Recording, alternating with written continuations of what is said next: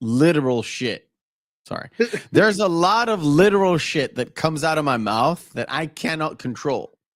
That's why when people get to know me, they really love me. But when they don't know me, they think I'm A, stupid, B, an idiot, C, doofus, and D, double doofus. Double doofus. Double doofus on you. And that's the show, guys. All of the above.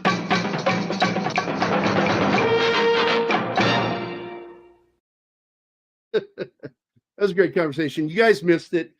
He said, hey, if you need me to, I'll dip out. I said, oh, that's it. We need to create a new turn of phrase of dip out means I'm about to go stupid.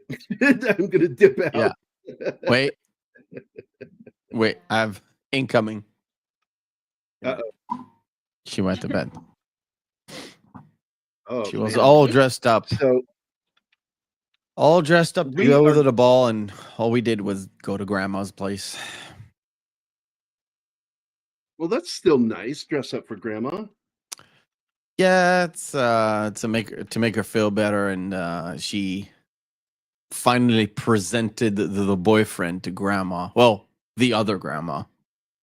Of course, he got immediately approved. So, yeah. The new beau that my daughter was considering dating, that fell apart quickly. Oh, good. Because she was brutally honest with him about things and how she wants to go about this, and he fucking ghosted her. And then come to find out he was dating somebody else. So it was too soon anyway, let's be honest. Oh yeah, because I just kept telling Zoya, she was rushing into this. Well, you heard what I said to her. Chill the fuck out. You know, be you for a while. So anyway, so they found out that he was dating somebody else while trying to get in with my daughter. And so all her friends went after his girlfriend to let her know what he did.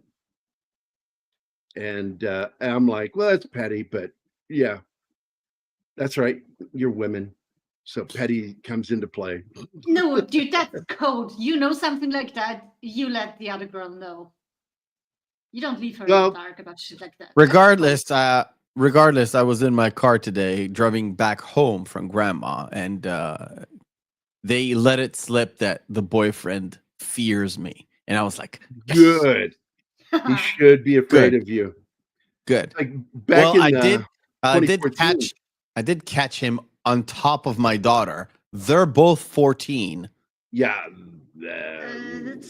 Although she was wearing one of those pajama onesies that are like yay thick, and he was wearing full clothing, so it wasn't that bad. But I was like, it would have pissed me off. I was genuinely pissed. I was. When Zoe was 15, she was dating another 15-year-old classmate, and he came over in the afternoon between when my sister leaves to go do her job and when I come home, and they caught that window. But I came home early, and I caught them, and they were pulling their clothes on really quickly when I walked in, and I grabbed him by his neck very gently. I said, "You're going to leave now." And I walked into the door, and I said to him, if I ever catch you in this house when I'm not home or my sister's not home, I said, they'll never find you. You will go missing in the desert, and no one will ever find you. You will be food for other animals. Don't you ever fucking come in here again. I'm talking, I will drop kick you off this fucking planet. Well, and a whole lot of sirs. I'm sorry, sir. Yes, sir. A lot of that shit.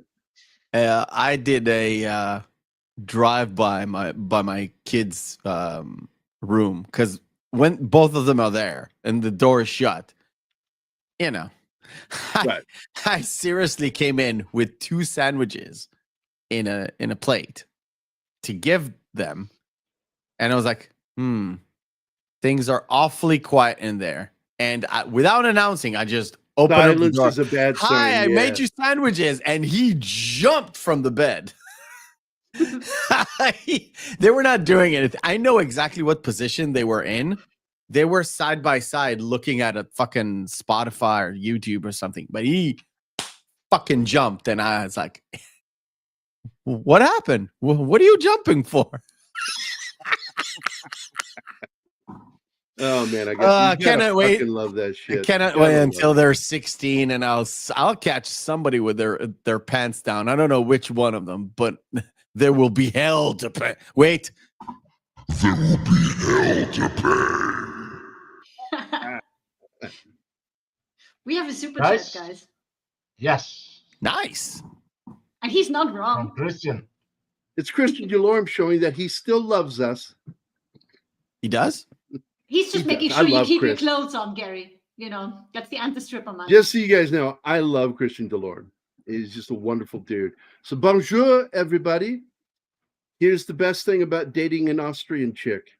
Food is delicious, but your household will always be stocked with great beer. That reminds me of my favorite German joke. Remember that one, Anima?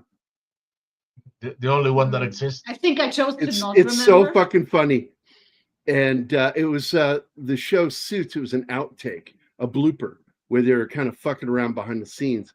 And Oh, the that one. That's good-looking, actually one of the funny. good-looking lawyers talks to the baldish, big-nosed actor, and says to me, says, "You want to hear my German knock-knock joke?" And he's like, caught completely off guard because it's not part of the dialogue. And he goes, "Okay." He says, "Knock, knock," and he goes, "Who's there?" And before he finishes, "Who's there?" the other guy just slaps him so fucking hard it knocks his head sideways. And he goes, "We'll ask the questions here." I love that joke. That is actually really good, yeah. And the look on his face as he starts laughing, going, "God damn, man, that really hurt." We'll ask the questions here. That was funny. Yeah, He plays he a liked really great Jewish American lawyer. Yes, he does. Because- He's so good in because- that show. Because I've seen Israeli Jewish lawyers, and they are nothing like that. Have you ever seen the Family Guy episode where he sings "All I Need's a Jew"? I never seen one full episode of Family You Guy. gotta watch I that don't, fucking episode. No, I don't care for that humor at all. It's At so all. fucking funny because he's singing to the sky, like Fievel did in the movie where Fievel comes to America, the little Jewish mouse. American Tail. Yes, that movie. And I think it's the first season, and I think it's one of their best episodes that season. And people were all up in arms about it. None of them Jewish. No Jewish groups had a problem with it. They just thought it was funny. They're like, "That's funny." Yeah. It's Mel Brooks humor. That's absolutely Mel Brooks humor. People really have to understand something about Jewish. There's a real difference between Jewish humor and Jewish American humor. And it's really weird because we would accept really anti-Semitic things as long as they're funny. Yeah, it needs to be done with a wink in the eye. That's it.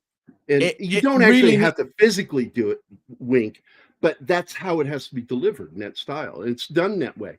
I love Mel Brooks humor. Now, I love Mel Brooks and Gene Wilder when they make jokes about fellow Jews. I think it's funny. And I loved it when Italians and Irish comedians would talk about their friends that were Jewish comedians and what have you. I used to fuck with Josh Becker. And one of the ways I fucked with him one day, I told him I started a new magazine, and it's called Zen News. And I wanted to do a story about you and prove that the Jews don't control Hollywood. He goes, "Well, what would doing an interview with me have anything to do with that?" And I said, "Well, because you're Jewish and your career is crap." By the way, clearly don't own Hollywood. He's like, "Fuck you." by the way, we got Sax here. So Shut the fuck up, Kyle. And we Hi, also Dax. a video to Christian Delorme. Whatever video you want to play. Oh, please, that. if you can do it, I'm having a hell of a trouble with my Christian. browser. Here it is. This is Mr. Montgomery. I met him a few weeks ago in New York. Oh, how are you? You live here? Yes. Well, maybe you know what a zombie is. When a person dies and is buried, it seems there's certain voodoo priests who have the power to bring him back to life. How horrible. It's worse than horrible because a zombie has no will of his own. You see them sometimes walking around blindly with dead eyes, following orders, not knowing what they do, not caring. You mean like Democrats? Oh, That is a wait. There you go. Just like Democrats. Zax, did someone just say they can't wait to catch a 16-year-old with their pants down? No, that is not what we said. No. But I did catch my 15-year-old daughter with a 15-year-old boy, and they were somehow in some sort of state of undress. And I walked in and caught them, and I gently escorted him with my hand on his neck out of the house, telling him, if I catch you in this house, or if my sister finds out you're in here, you will disappear. They will not know what happened to you. I'm not fucking kidding. Don't do it again. And he never did. Never did. He was very respectful. I think every parent knows exactly what I meant. Turning it into some sort of a PDF file thingy will not work on me. Oh, it is a crock of shit, Gambit. Don't waste your time on that movie. They even changed his fucking name to Chris Vaughn. Well, fuck you. His name is Buford Pusser. Suck a dick, you assholes. Hollywood blows chunks. And it could have been good. It could have been good if they tried to be honest. And instead, they wanted to make a comedy action film. It was just awful. This movie, Walking Tall, I saw this in the theater with my dad in 1973.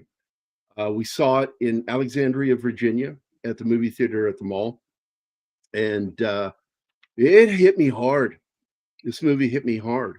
And around the same time, I don't know if it was before I saw the movie or just after, but it's right around the same time, they had the real Buford Pusser on the Tomorrow Show with Tom Snyder. And he talked about the film, some of the scenes in it. And then, in fact, the one Tom wanted to know, did you really do that in court when they were going to try to drumhead you out of that court as guilty of robbing this bar? Did you really take your shirt off and show all those scars of how many times they cut you with a knife? And he goes, yeah, I really did that. And I like Buford Pusser. I like the way he was as a person. When you really read about him and read about the people in his life and what they thought of him. And there are funny stories about him too. And one of my favorites is actually by what's his name? Margaritaville singer. What's his name? Anybody in the chat? It's the singer who wrote and sang Margaritaville. And anybody with Google in the panel can look it up real quick if you want. Anybody with a working browser. The singer got drunk at it and was just partying hardy. Oh, there's Patrick. Hey, Patrick. Get at him. No, you do it. The spaces I was on, they asked me to talk about the indictment of Rodriguez, I guess. So I was, the guy that killed the two Jewish kids. And I think it's in a call. Oh, he's Jimmy Buffett. Jimmy Buffett was drunk one night, and I'm not sure. I think they may have been playing at that bar. And he went outside and couldn't find his car, so he stood up on top of a car. And while he's standing on this fucking car, somebody walks up and hits him with a trash can to knock him off the top of this car. And he gets into a fight with this guy, and the guy is beating his fucking ass. He climbs into the car. It was a Gremlin, a 1973 Gremlin. And he climbs into this car to get away from the guy, and the guy's reaching through and just knocking the shit out of him. And finally, he gets away. He gets out of the car and escapes the guy. And he still gets caught and thrown into jail. And the guy that beat the shit out of him and hit him with a trash can was Buford Pusser.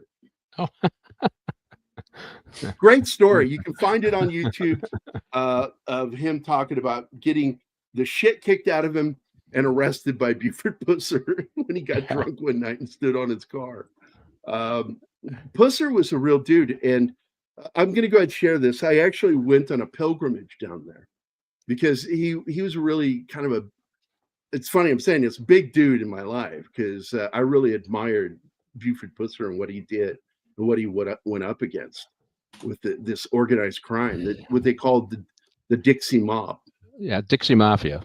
Yeah, the Dixie Mafia. And he took him on. But if it weren't for his fucking size and his girth, I don't think he would have survived some of those attacks. Because he got shot so many fucking times in 8 times. He survived 8 shootings and 7 stabbings. It's insane. Yeah. That one that killed his wife, that's also shown in the film. There's also a lot of titties in this movie, by the way, and ass. So I hope Martin was on his game. Not a lot. You know, he's really nervous now. Yeah, he froze those scenes just before he cut them out, right? You know, so right. Yeah, they're my favorites. I don't think so. So I haven't really said hi to the chat yet. Penny is here. She was let's see, who was first in the house today with Gambit? Yeah, because Gambit kind of camps at our front door and he just sort of like hangs out and starts posting shit. I love him. Gambit, thank you so much, man. You are very active in the chat, and you guys like you, Gambit, really help the channels grow by doing what you do. Yeah. So let me get through these. I'm trying to see if I spot anything. What's this one? Just got fed up with other people dictating my life their way. Now that should be a tagline of this film. Yeah, because he really got sick of this shit. He was tired of it from wrestling. The one thing I want to tell you guys that's so important about Buford Pusser, his wife was not like what they have her play in the film. Yeah. He was very loving. She was supportive of this man, supported him when he was wrestling. Wasn't a big fan of wrestling, but she loved her husband and supported him in what he did. And in the film, I don't think it's nice what they did by having her look like an anti-gun hippie. That's how they portray her, as an anti-gun hippie. And that is not what she was like. When you see photos of her, she had a cute bob cut, and she was don't get me wrong, she was way prettier than the actress who played the part. But with me saying that, I want to point out that Elizabeth Hartman, who played his wife in the film, had a horrible life in real life. And she self-deleted. Yeah. One day she was working on a new production, a stage production. She had gotten this role. She was very Sue and E and Psy and dull. Yeah, we get now put those together and you get a word. And she was she suffered from manic depression. Some people refer to it later as bipolar, but manic is something that, because you can be mildly bipolar and not be manic. Manic is something else, because she can go and have the best fucking day and still want to end it. And like the first day her sister got there to help take care of her, she overdosed on sleeping pills. You know, just, God, she was a mess. And finally one day she called her psychiatrist. She came home from a production, went upstairs, called her psychiatrist, telling him, what did she say, Anima? How did she phrase it? That she was... I know what she said. She said, man, that bitch of a sister of mine does not shut up. I want to end it all. Damn it. I Googled the word, so it should be in my search history. Sorry. So basically, I don't see it here. So, okay, never mind. So she basically just said, I'm hitting an extreme low. I need help. She begged for help and got nothing. And so she walked to her balcony and leapt to her death. Despondent. And that's the word she used. Despondent was the word. Thank you. She was despondent. Told the psychiatrist this, and nothing was done. And she just went and ended it. And it's tragic because she was a very good actor. Her last role was as in the book, it was Mrs. Frisbee. In the movie, it was Mrs. Bisbee in The Secret of Nim. She was the voice, and she played that to the hilt. That's one of my favorite films she ever did. And she's in a lot of films from the 70s, well, late 60s to today. But her role as Pauline in this film, Buford's wife, I think that they wrote it wrong. And it's not her fault. It's whoever wrote her wrong. Yeah. And I think they did a disservice to the real woman by doing that. And but it's still, nonetheless, the scene when she gets murdered in the car, when he, oh my God, they pull up after they come to a stop, and he gets out of the car to pull her out and help her. And it was nighttime, by the way, not a daytime crime. It was done at night. The guys came out and shot him multiple times with a carbine, and one of them hit him in the jaw on the left side, and shattered it and pulled it loose, and it was hanging. So when he grabbed the radio to get help, they couldn't understand him. Yeah. But they knew he was in trouble, and they went looking for him where he might be. And they found him. He survived. She did not. And in fact, in the film, they show him at the funeral. That didn't happen.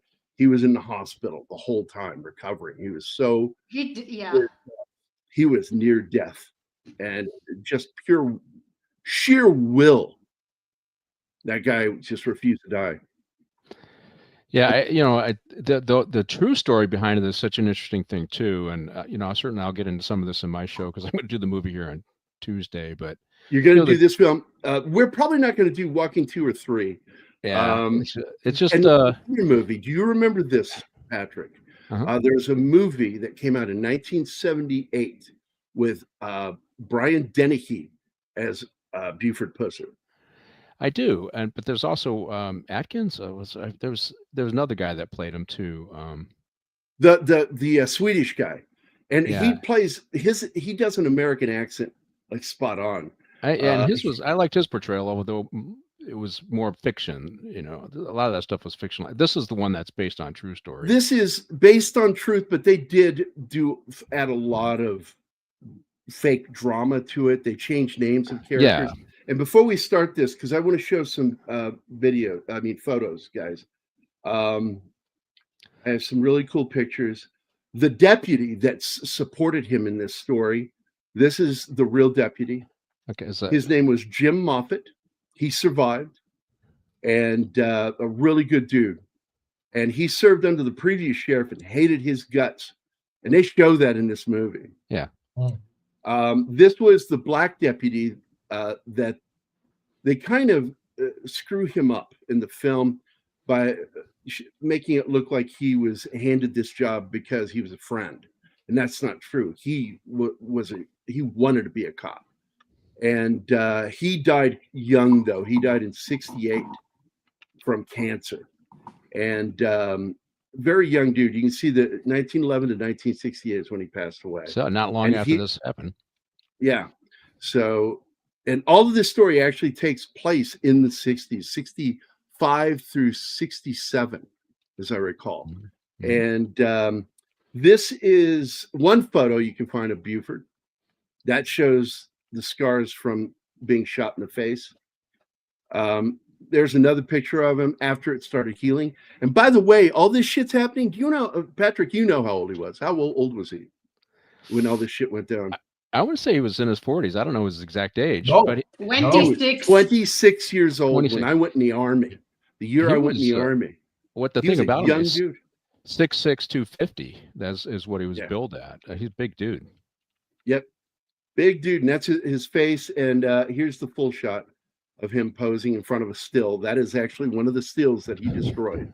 Yes. And these guys were heroes down there. They really were. So, and I made a pilgrimage down there in 2002 when I was moving from Missouri, or 2001 when I moved from Missouri down to Georgia to work for the company that bought our company. And I made it a point to go to McNairy County because I saw it was in between. And I'm like, I'm fucking taking the side road. And instead of taking the main highway, I took that road that goes through McNairy. And I went to all the spots, man. There's a big sign there. It shows where they got attacked. where he got shot, and they've got the sheriff's office has a big sign out front. I fucking loved that. And photos are lost. Can I give you some trivia that maybe most people don't know about? And yeah, do it, dude. Do it. Okay, so the Cornbread Mafia or the Dixie Mob is what he was fighting, but they went on to in the late 70s, early 90s. They were responsible for a high-profile murder in Biloxi, Mississippi. They murdered a judge and his wife in their house. Now, the shooter in the assassin or the death of Buford's wife is a guy named Kersey Nix, Nix. He was thought to be the shooter in this case. They couldn't make the case, but he was imprisoned in Angola State Prison for another murder, and he was running a Lonely Hearts scam with gay men and then extorting them with money after he got him to say they were gay, then he would extort them for money. And then he was taking the money and giving it to the mayor, who was an attorney of Biloxi, Mississippi. And that guy's name is Peter Halat, I think. And so he gave him the money, and he had a counterpart. Kersey had a counterpart that ran the nightclubs in Biloxi, Mississippi, and he wanted his money from the mayor because he was going to use it for his appeal to get out of prison. And the mayor stole it and blamed it on the Judge Sherry, I think, and his wife. And they hired a hitman to go kill those two. So it's great. You'll see it on some of the crime dramas. So that is who we're talking about when you talk about the Dixie Mafia.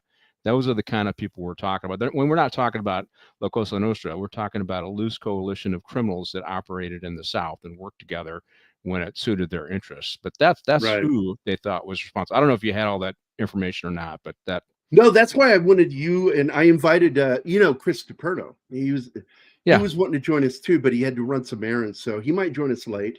But I have a lot of former cop and cop friends. I have friends who are still active duty cops. And one of my dearest friends, been friends for 40 years. He's a state trooper in Virginia. He wears his Smokey the Bear hat with pride. And I've got friends right here in Springfield and in Lebanon, Missouri, that are cops. And Lebanon's a tough town, man. A lot of meth in that town. And they finally cleaned it up there. They finally got all these meth houses out. They had to tear some of them down because the chemicals used that they make meth with gets into the wood, the flooring and the walls, the drywall, and it'll kill people. It'll kill you. You have contact with that stuff. Those chemicals get into your skin and you fucking die. So they got to tear these houses down and bury it. And so they finally cleaned up Lebanon, but Lebanon's still such a podunk town. It's like Zoe, my daughter, was born there, but boy, I got to tell you, man. Did you say Lebanon, Missouri? Is that what you're saying? Lebanon. They say Lebanon. Lebanon.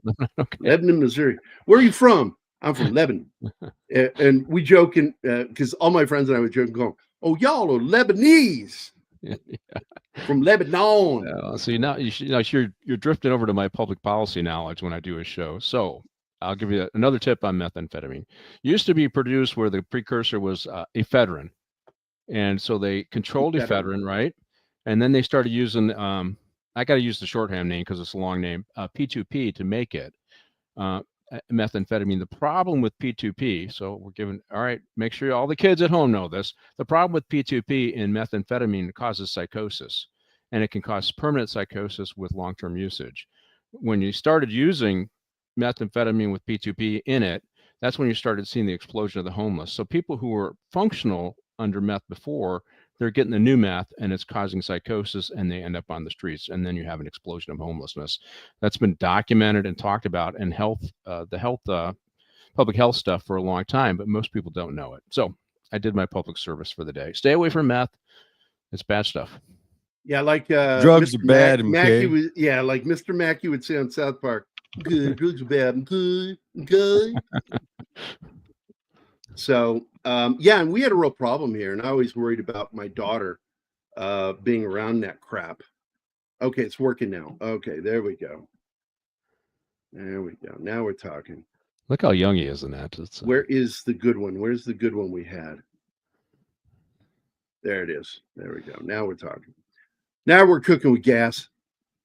Noah Beery plays his dad as a logger, but in real life, he is also former law enforcement. He is. I didn't know that. He was the sheriff a few years before the guy that is the sheriff currently in the story. So like in the early 60s, late 50s, he was the sheriff.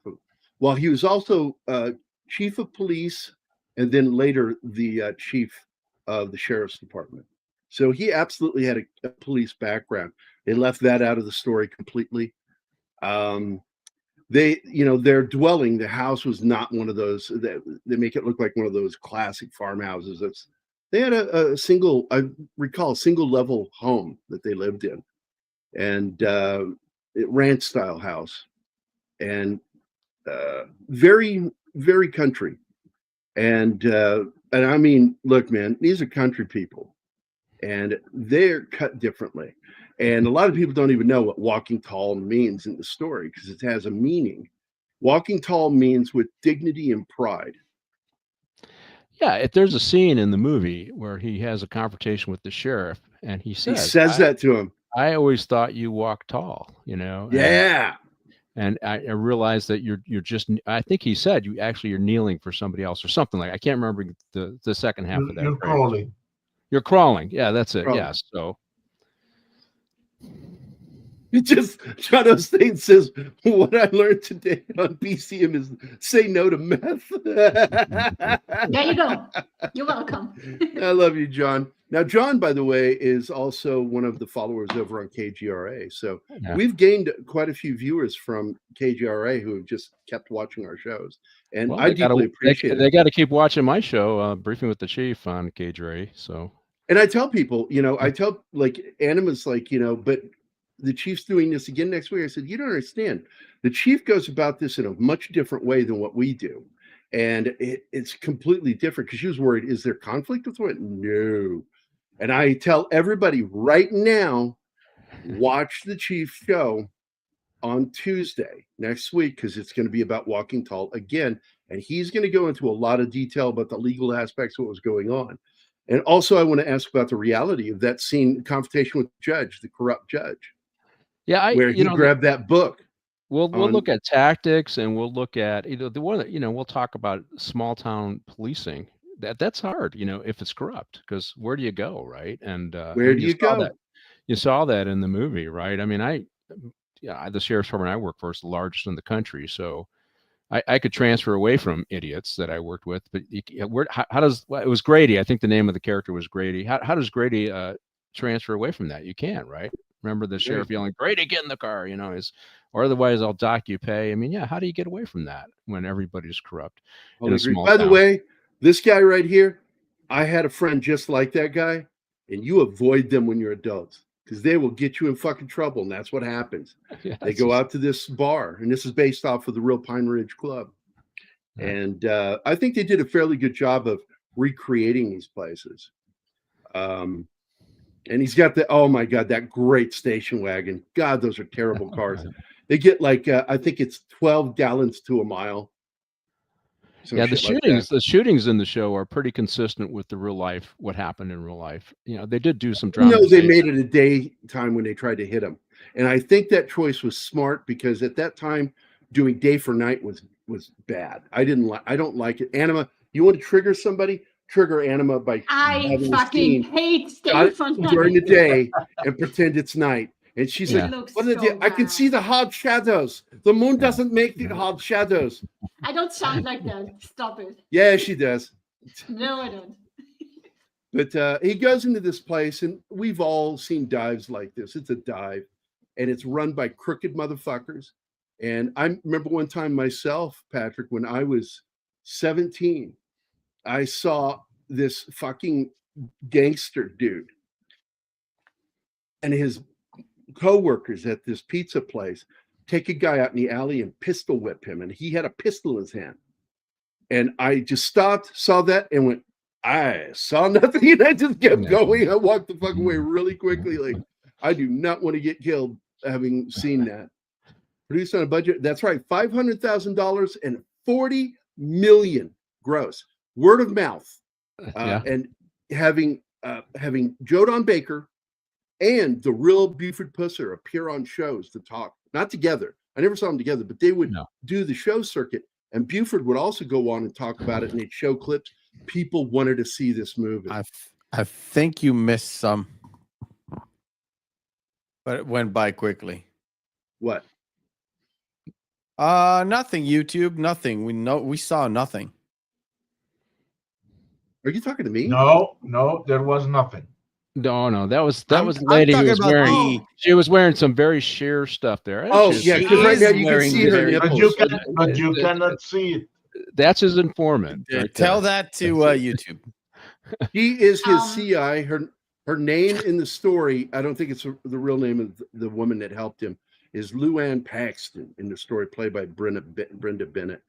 But you've got some great actors in here, by the way. And it's so funny. Leif Garrett plays. He plays the his kid. son. Yeah. Yeah, that's Leif Garrett. And Don Lynn. There's Who a was guy in that a needs. lot of yeah, TV shows and movies in the 70s. He got arrested and- on the transit system. I policed. I think he had. Yes, meth he on did. him, yeah. So he's. Yeah. Yeah, Leif Garrett had some legal problems, man. He's got some issues. Yes. And of course, Elizabeth Hartman, sad, tragic woman, plays Pauline, his wife. And Pauline was a hell of a woman, I'm going to tell you now. And he was devastated.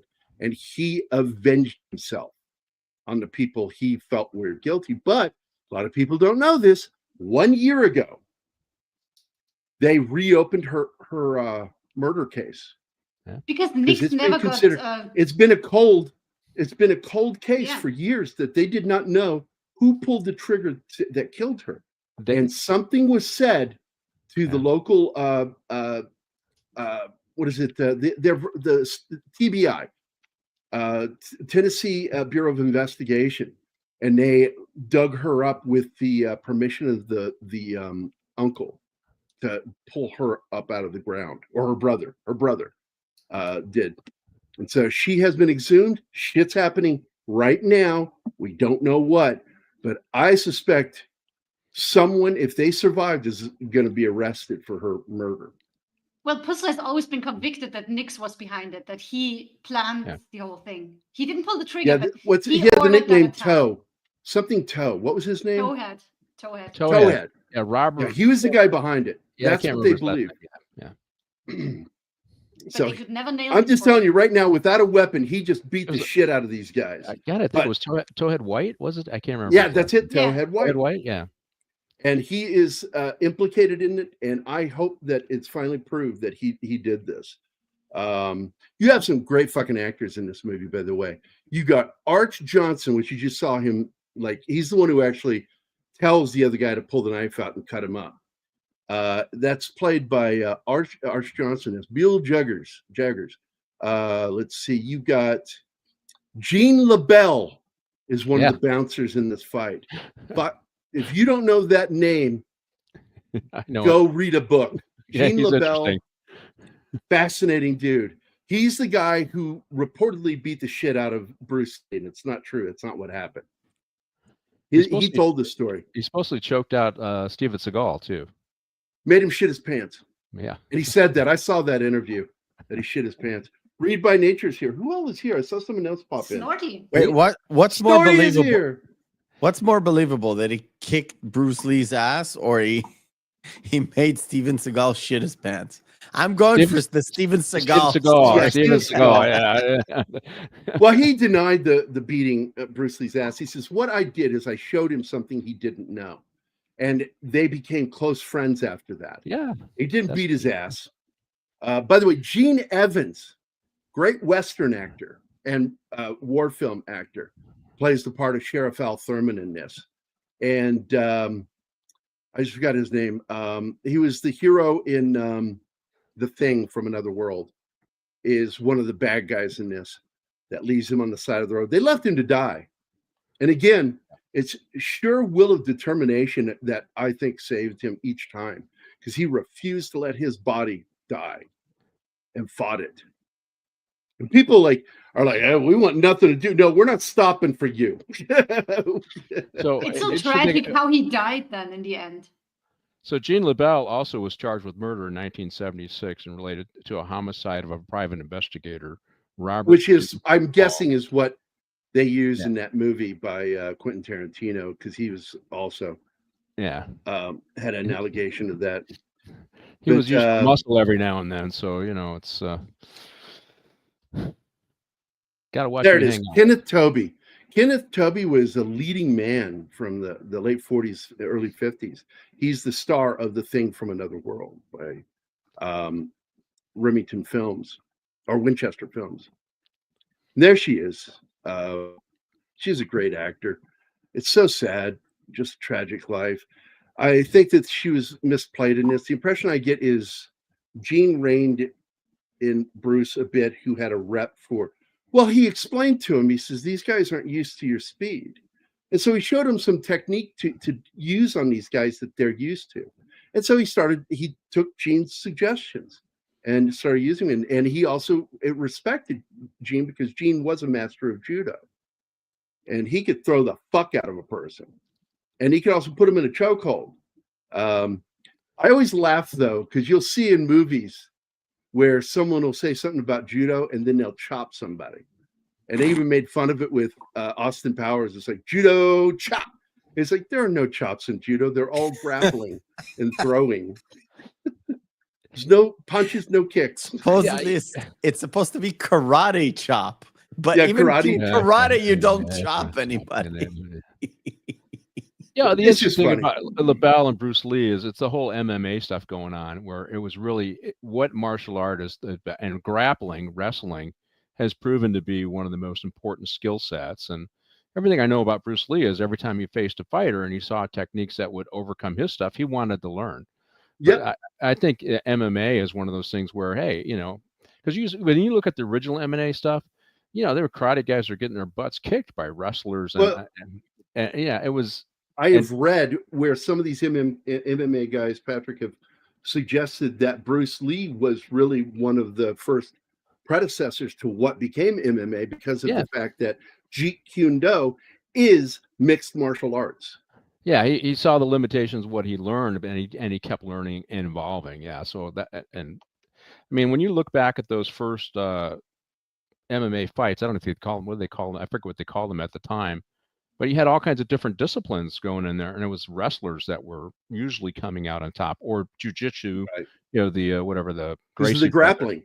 Yes, the grappling stuff. Yeah, and it was more tournament style. There was no rounds. There was no weight. Yeah, you could. Yeah. So you'd see small guys fight big guys. Yeah, the first guy to win it was a really small guy, jujitsu guy, against this behemoth, and he won because he had a better technique, but he had 3 fights that night. Yes, this is what I have to say about grapplers. If you go up against a really good grappler, size doesn't really matter because they're like stink on shit. They're all over you. Yeah, they're not leveraged. You're trying to get them off of you, exhausts you. Mm-hmm. And I've watched guys lose because of that. I pause here for a reason, because that's one of my favorite actors as a child. That is Bruce Glover. And he's best known as one of the detectives under Jake Gittes in Chinatown. And he's the one that pulls him off the cops at the end. Not the other one. The other guy, the older guy, is the one who says, come on, Jake, it's Chinatown. Delivers that great final line of the film. That's not him, but he's the other one that grabs Jake and is holding him, going, we got to go. Let's get out of here. You don't want any part of this murder. And this guy is great. He is also the father of Crispin Glover. Oh, God. And boy, I got to tell you, this guy can act. And we just lost him this year. He died this year. I remember Keith Hackney fought this giant in an early UFC fight, laid him out. Nice. Yeah. Welcome, Jinpei. I don't think I know that name. Jinpei. No. Jinpei. No, that's a new guy. Welcome to the show. Or is that Jinpei? Is that pronounced Jinpei? Welcome to the show. Hope you subscribe. This is really kind of cool because he picks a small log. And what is that shit? Is it oak? Is it hickory? I don't know what kind of trees those are, but he picks one and carves it down into a fucking, it's like an axe handle meets a baseball bat. Yeah. And that's what he fucks people up with. And he really does. He ends up breaking and losing it by the end of the film, and then ends up picking up a raw log, a raw stick that's still got bark on it to beat the shit out of the guys. Well, that helped him, and because they talk about it in the movie that the thought that he's using a piece of wood or this log to defend himself and to clean up the town is what got the attention of everybody, and in some ways I don't want to say it kept him safe, but at least kept the politicians off his back. The killers weren't going to stay off his back, but it played. Now the fact is, he did carry a gun though. Yeah, it played well in Nashville. And he was comfortable with guns. The anti-gun sentiment of the wife is bullshit. That's not how it happened. They were a hunting family. I hate the cross draw. Do you see how he? Yeah, he does a cross draw from his left hip. All right, so let me give you. Well, you probably know this. So if you're doing a cross draw, so you can't see it, but I'm doing a cross draw. What happens if you're coming on target is you overswing your target, and you got to always going to overswing. Right? If you're coming up from your hip, you're coming up to your target. Worst case scenario is you go up a little high, but you're coming right, you know what I mean? But going high, because you're shooting center of mass, you go high, okay, you hit him in the head, but you have a right to shoot him. Cross draw, you miss completely, right? So I hate the cross. It looks sexy, looks cool, but it's not functional at all. Not looks like it's action, but the fact is, it's not effective at all. I agree with you. This actor is Felton Perry. He was in a lot of films and TV shows back in the 70s. I don't know what happened to him later. Yes, he's yep. He's Johnson. Yeah. Yep, he plays Johnson in it. Hear this out. The guy who plays this character in the second movie is RoboCop Sergeant. No shit. Yes. Really? Because I do know that Bruce Glover is in all three films. They both are in all three films. And the character that he played is this guy. That's the real Jim Moffat. Yeah, he plays a bad guy in Diamonds Are Forever, right? Yes, crazy. That movie, I weird partner, that movie. Two weird partners. They hold hands and skip away. It's so fucking weird. This guy is, of course, Felton Perry plays the part of a fictional character called Obra Eker, who is a childhood friend of Buford's. But in real life, no, he was a guy that was actually a deputy already. And his name was Dave Lipford.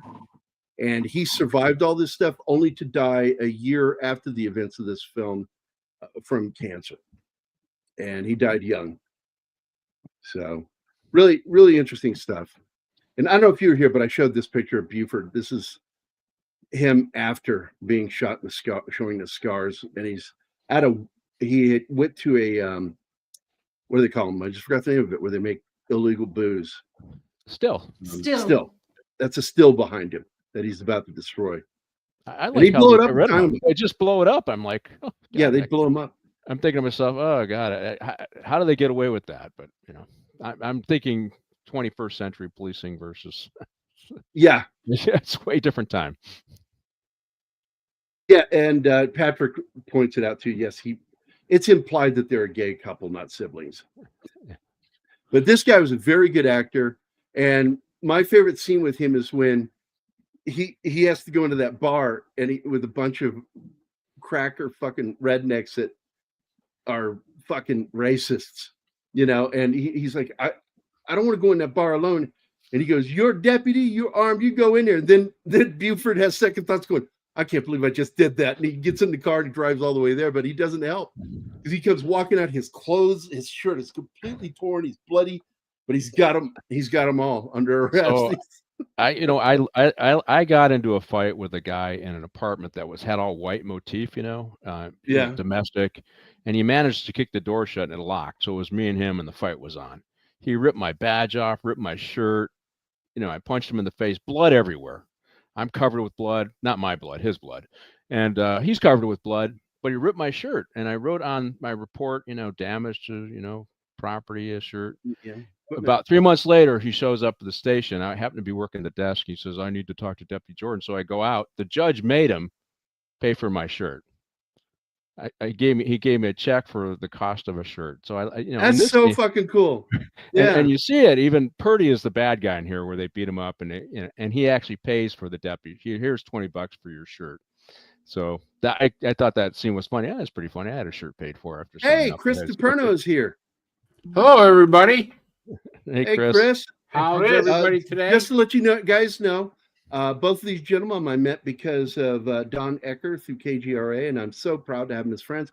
And we have the chief has his own show on Tuesdays where he sits down with other people in law enforcement to talk about movies that whether they handled it realistically or not, as well as going in depth into the crimes that they're based on.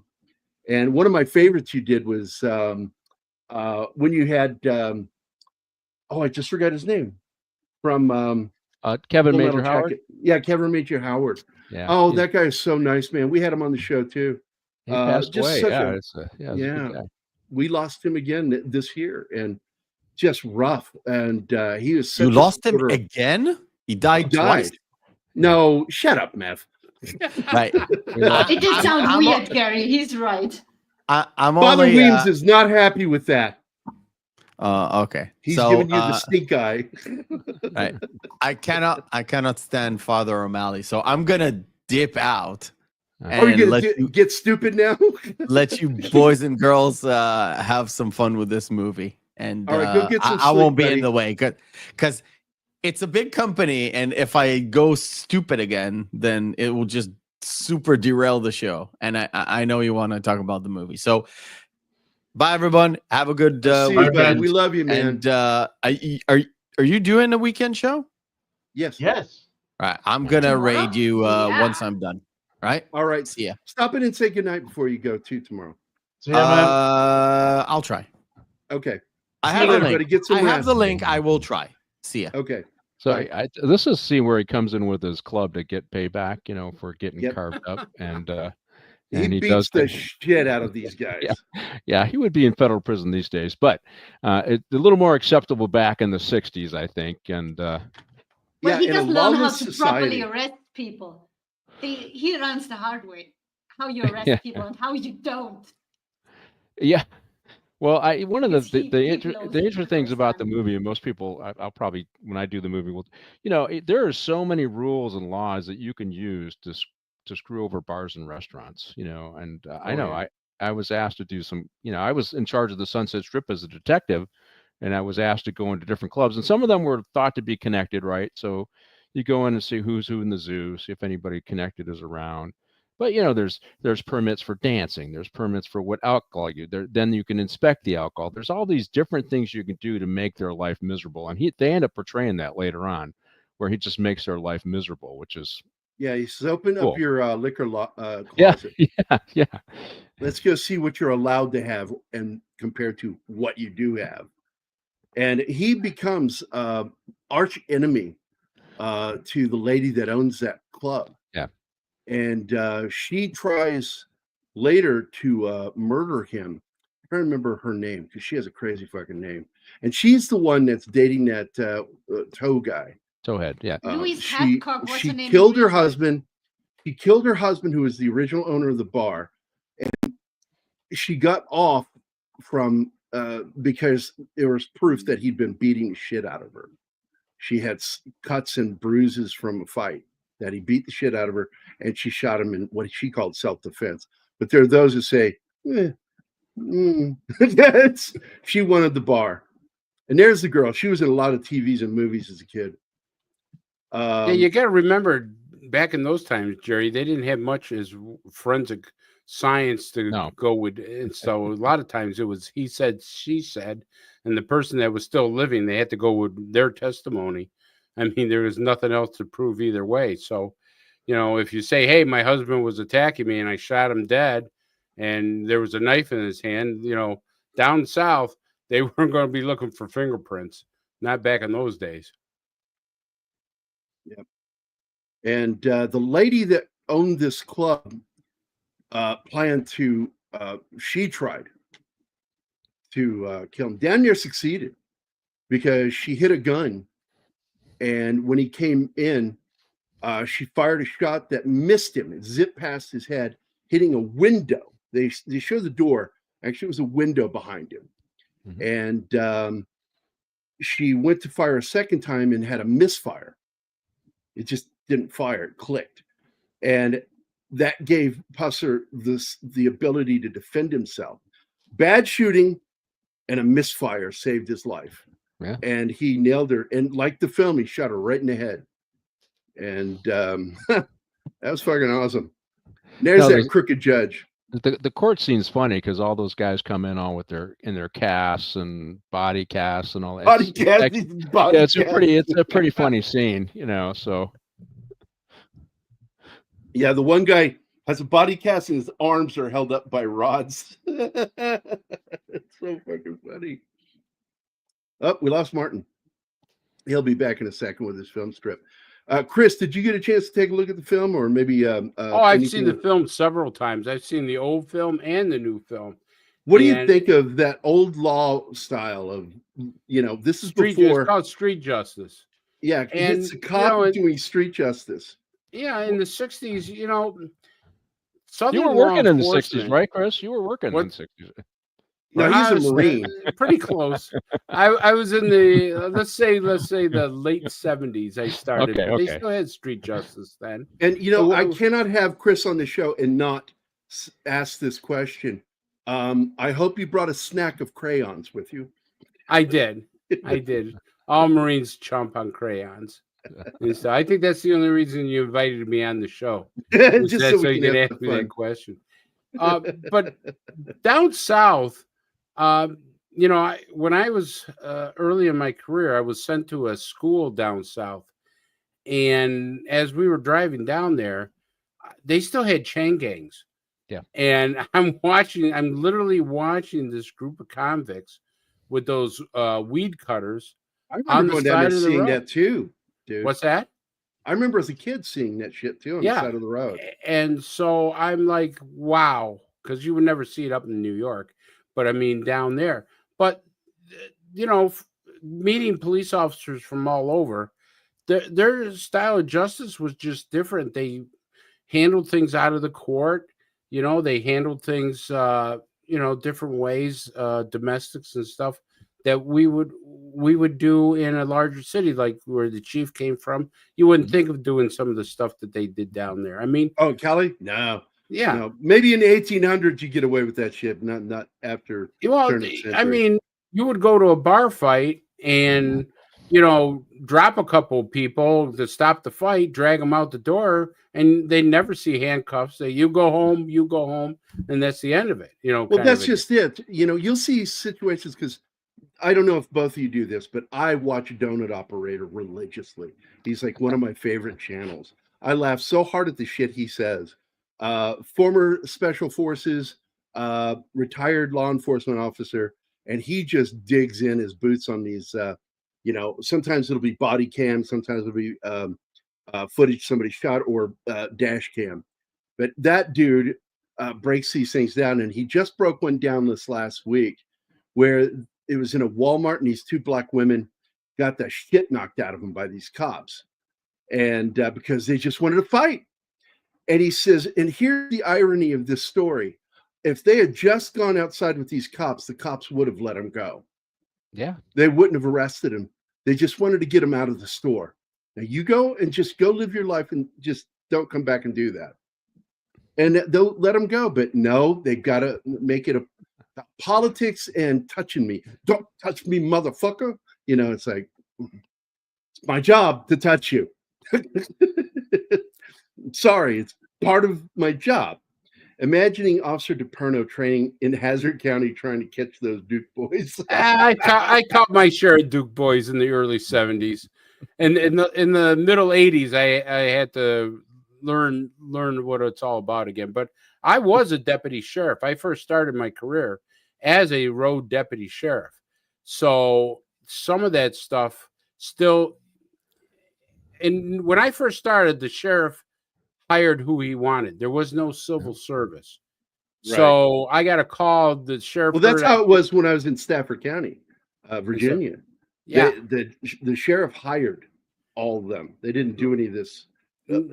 Exactly. And he had heard I just got out of the Marines, and I had been going to college. He calls me up one day. He says, "Hey, do you want to be a deputy sheriff?" And I go, "Yeah, sure. Why not?" Kind of all right, come on down tomorrow and get sworn in. And I was sworn in. He says, "Okay, go buy a gun." You had to buy your own gun.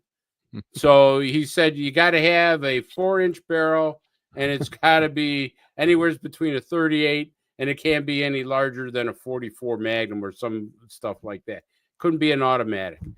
And it was like the side holsters that been on the side. I mean, it was just, you got issued SAPs, which modern day police officers don't even know what a SAP is nowadays.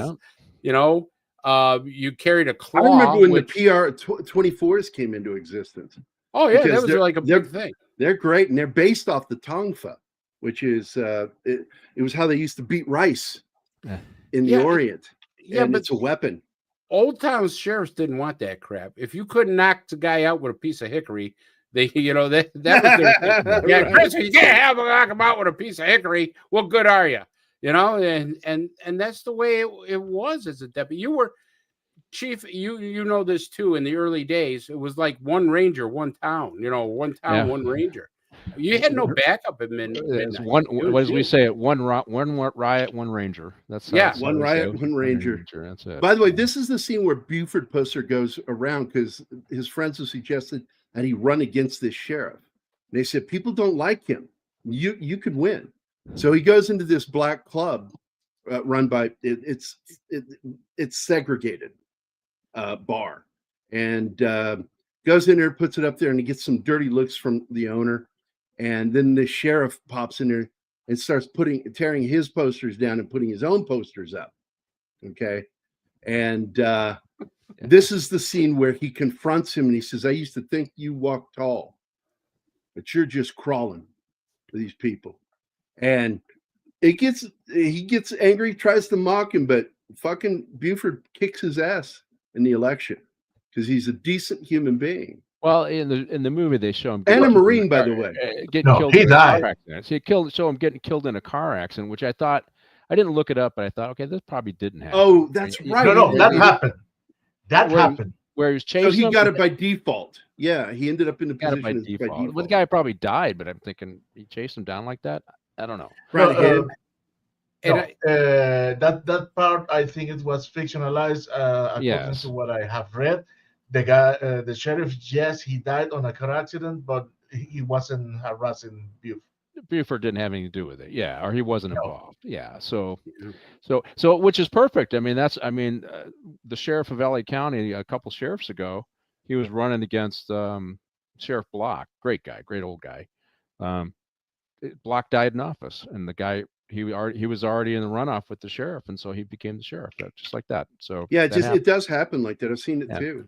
But so that part of the movie, Jerry, where they put up the posters in the bar. Yeah. That actually happened years ago.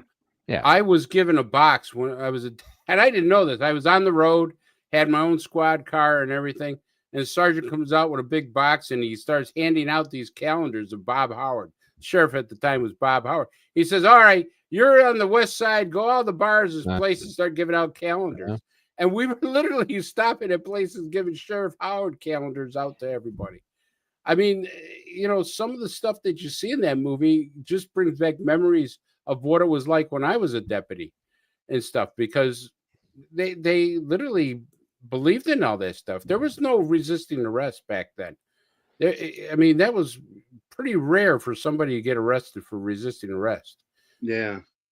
I got to tell you a funny moment in Stafford, because I worked right next to the sheriff's office, and I felt I was in the safest fucking 7-Eleven in the world, because the cops were always in there. Oh, yeah. And they would come in sometimes because I would do my comedy, because I was doing stand-up at the time, and I would do my type 5 and type 5 10 for these cops, and they just stand back there just laughing their asses off.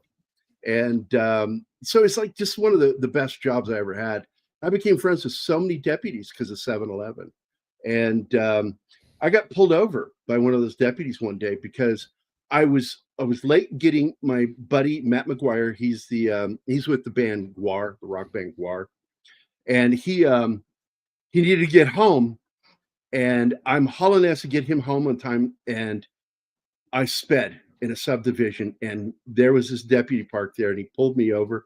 He walked up, and I had my head down. I was just so embarrassed. And he went, "Oh, God damn it, Gary." And I went, I know. I earned that ticket, dude. I'm so sorry. He goes, no, get the hell out of here. Don't do it again. And he just like told me to go. And I was like, I was shocked. I deserved that ticket.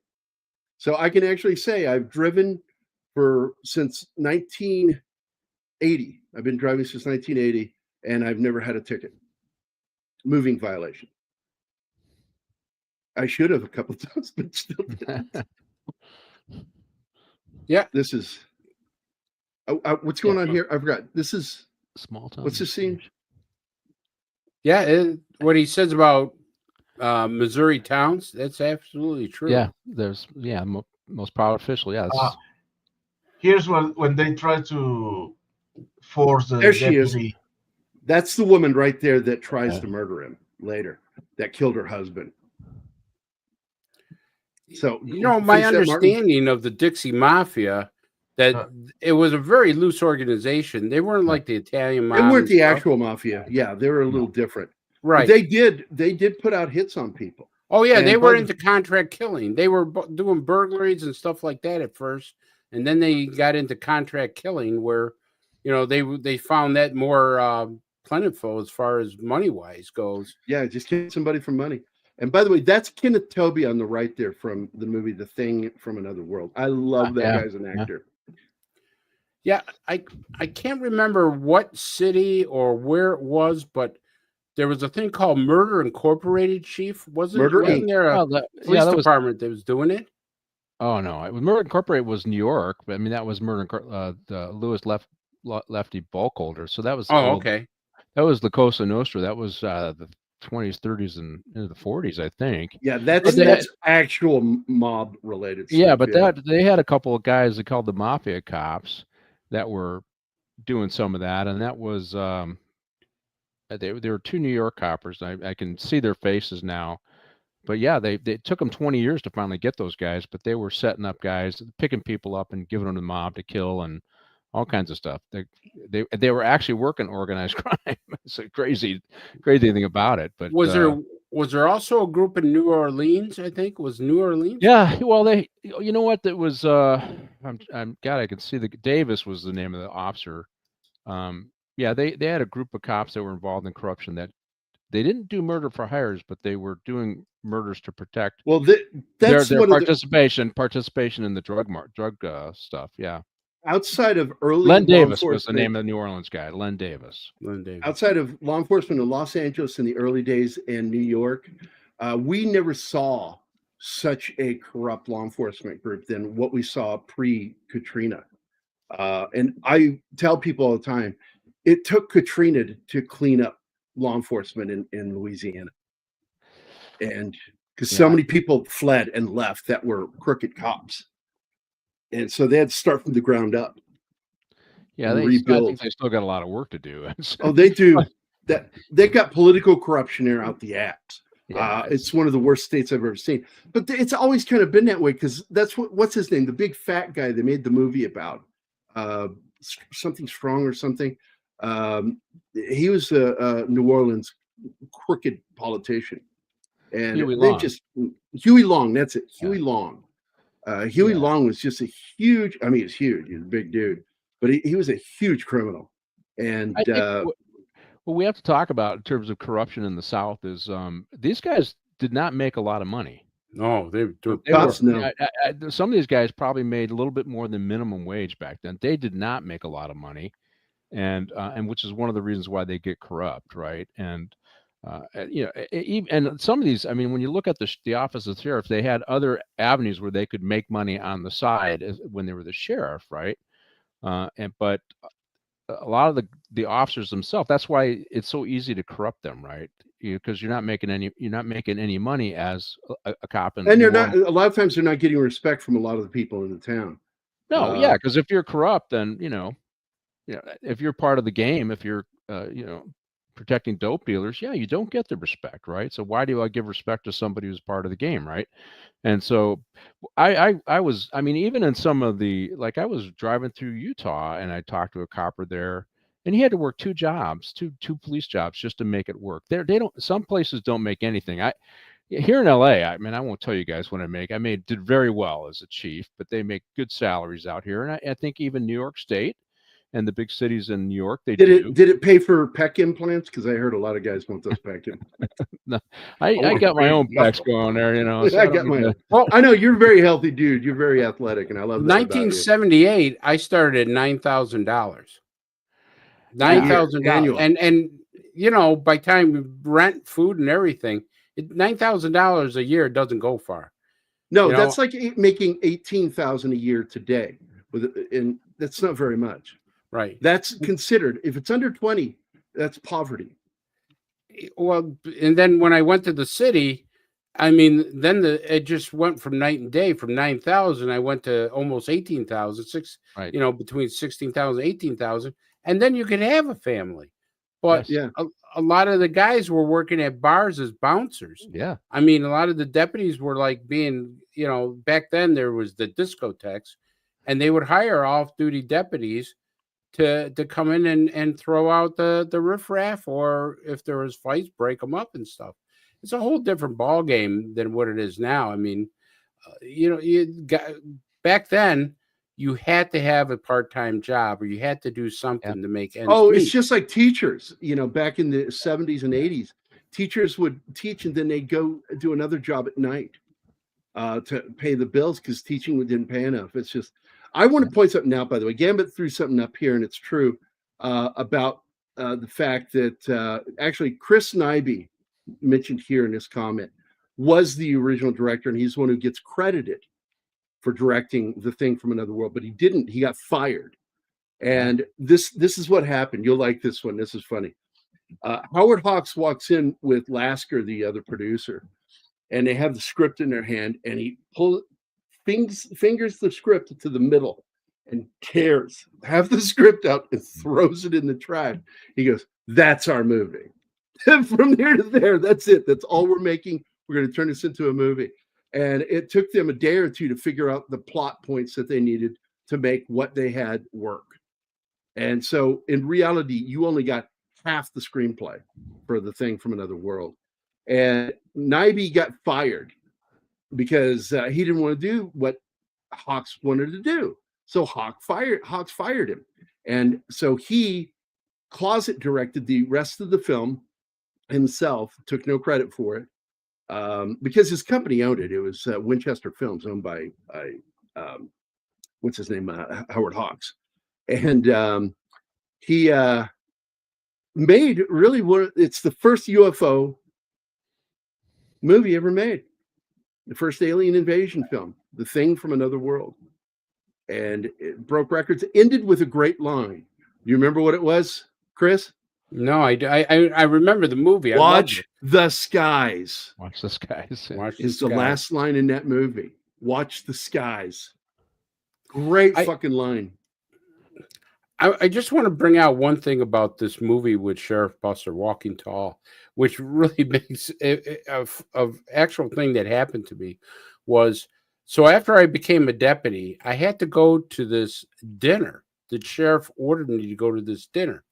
And I couldn't figure out why. I'm a rookie deputy. I'm a nobody.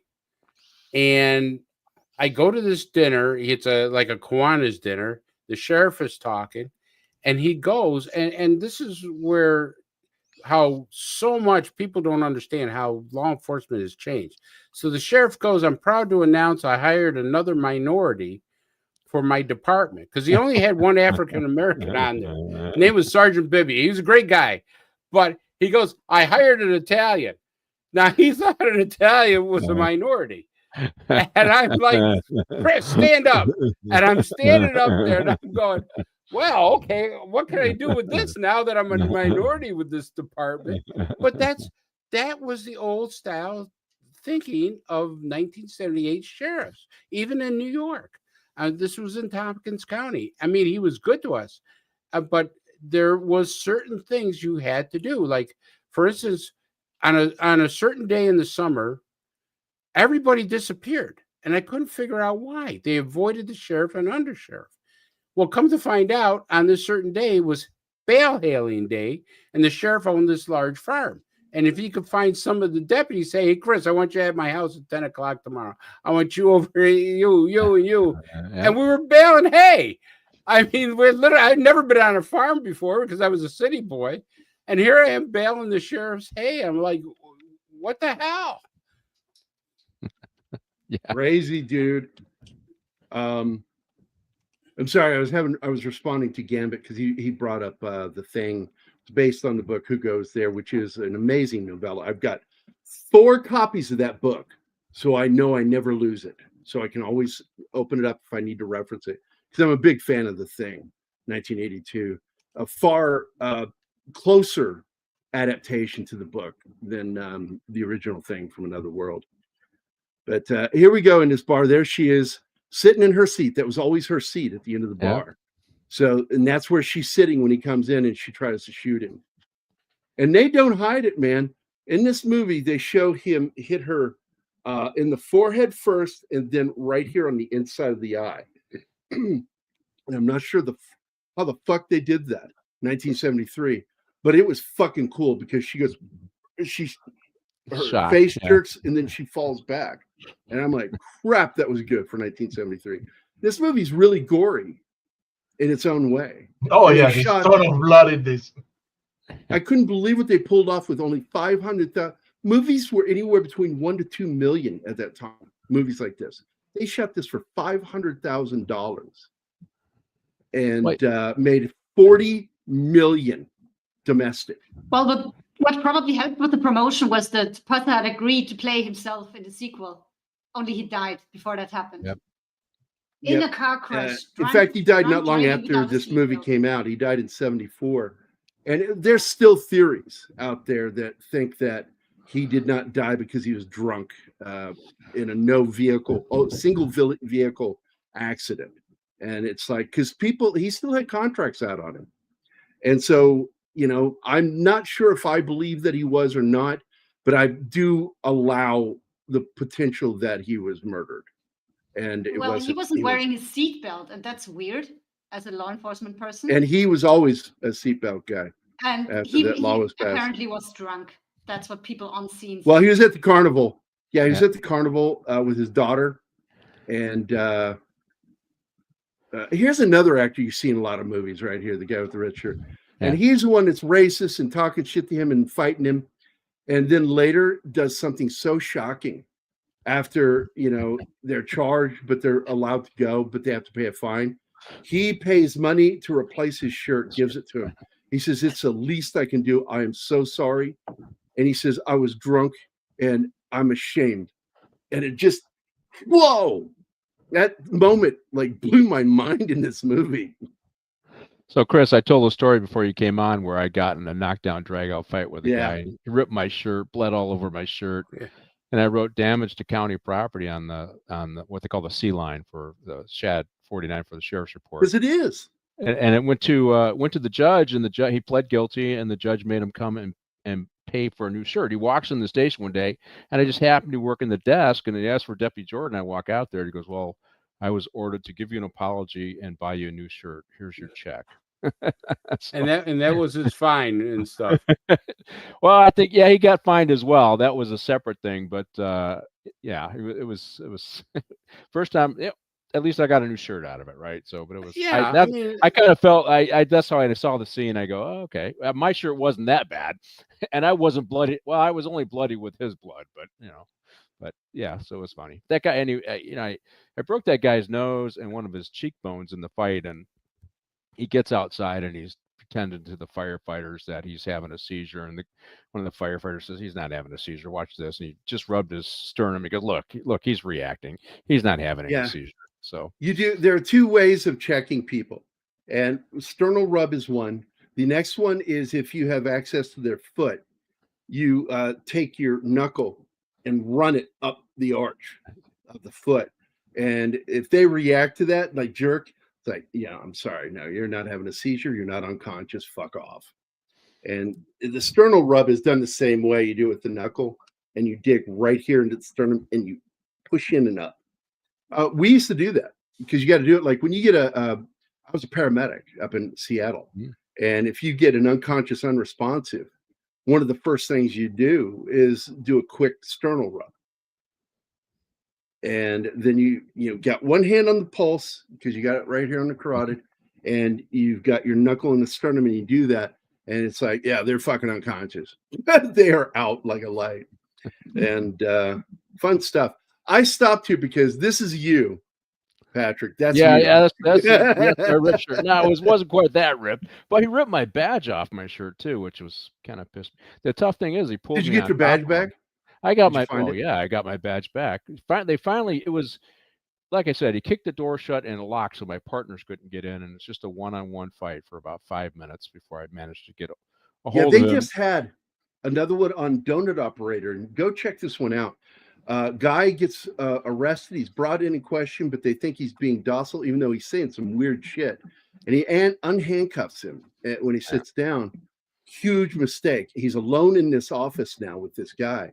And the guy begins calmly sort of threatening him. Like, I don't know why you'd want to be alone with me in this room kind of questions.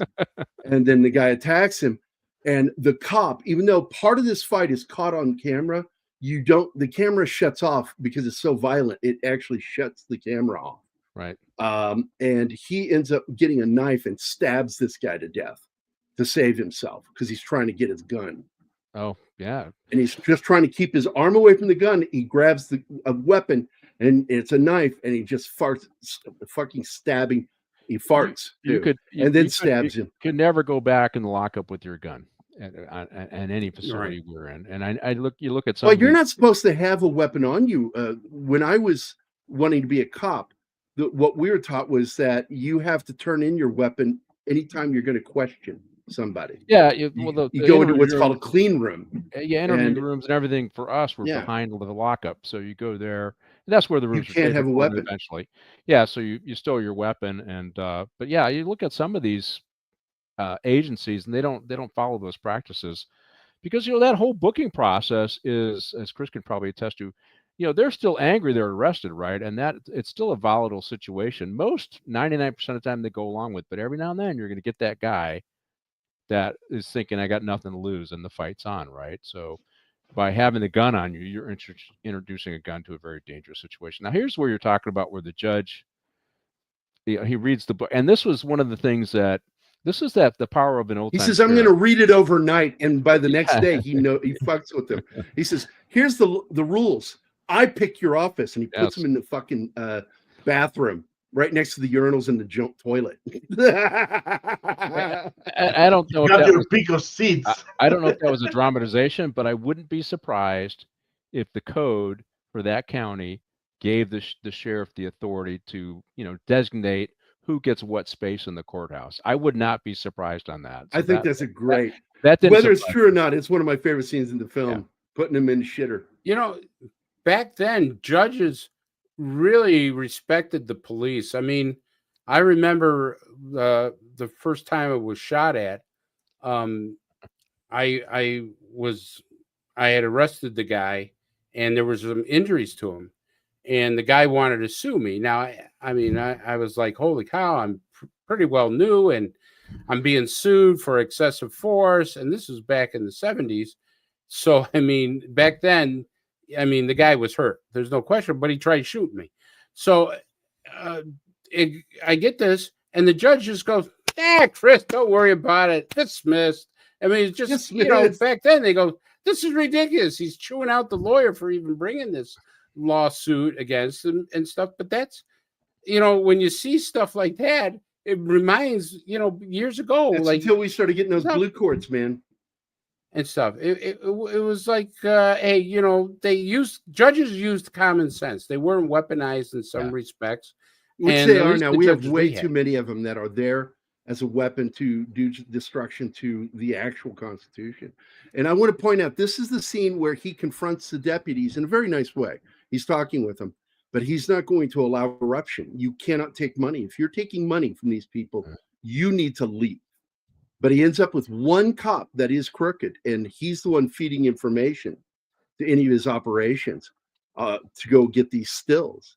And they run in situations where, like, one truck's supposed to be running booze, illegal booze. They pull the tarp off, and it's just watermelon. The guys are laughing at him. Go into the bar, and they catch him drinking milk. We're just drinking milk, just to fuck with Buford. I don't know if those things are true, but I believe that the sentiment is true and accurate to way that he got treated by these corrupt cocksuckers down there. And he ends up catching the guy. And the way he handles him in this, I don't know if he did this, but that's fucking scary what he did to him. Because he's going to blow up that still, and he throws him over by the still, and he grabs the detonator to question him. He goes, "Don't you fucking move. I'll still get you before you move." And that guy's like, "What are you doing?" Finally confesses, to what he did.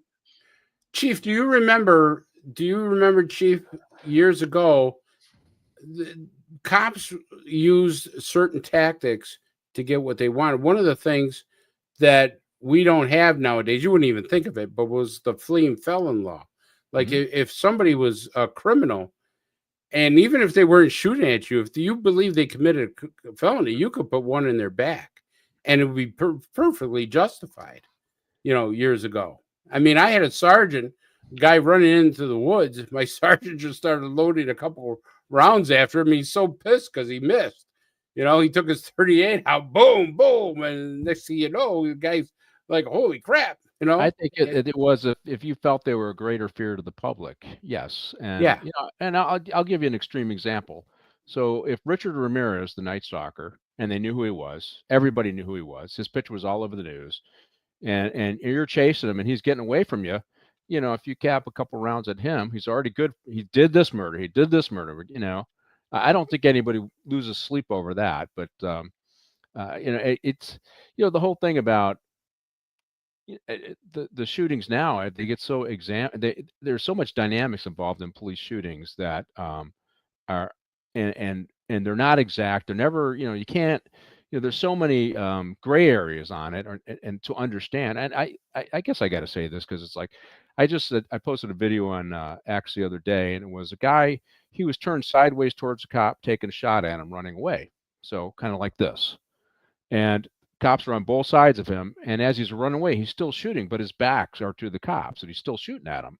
Now, when they return fire, they hit him 6 or 7 times, but every single one of them hit the guy in the back.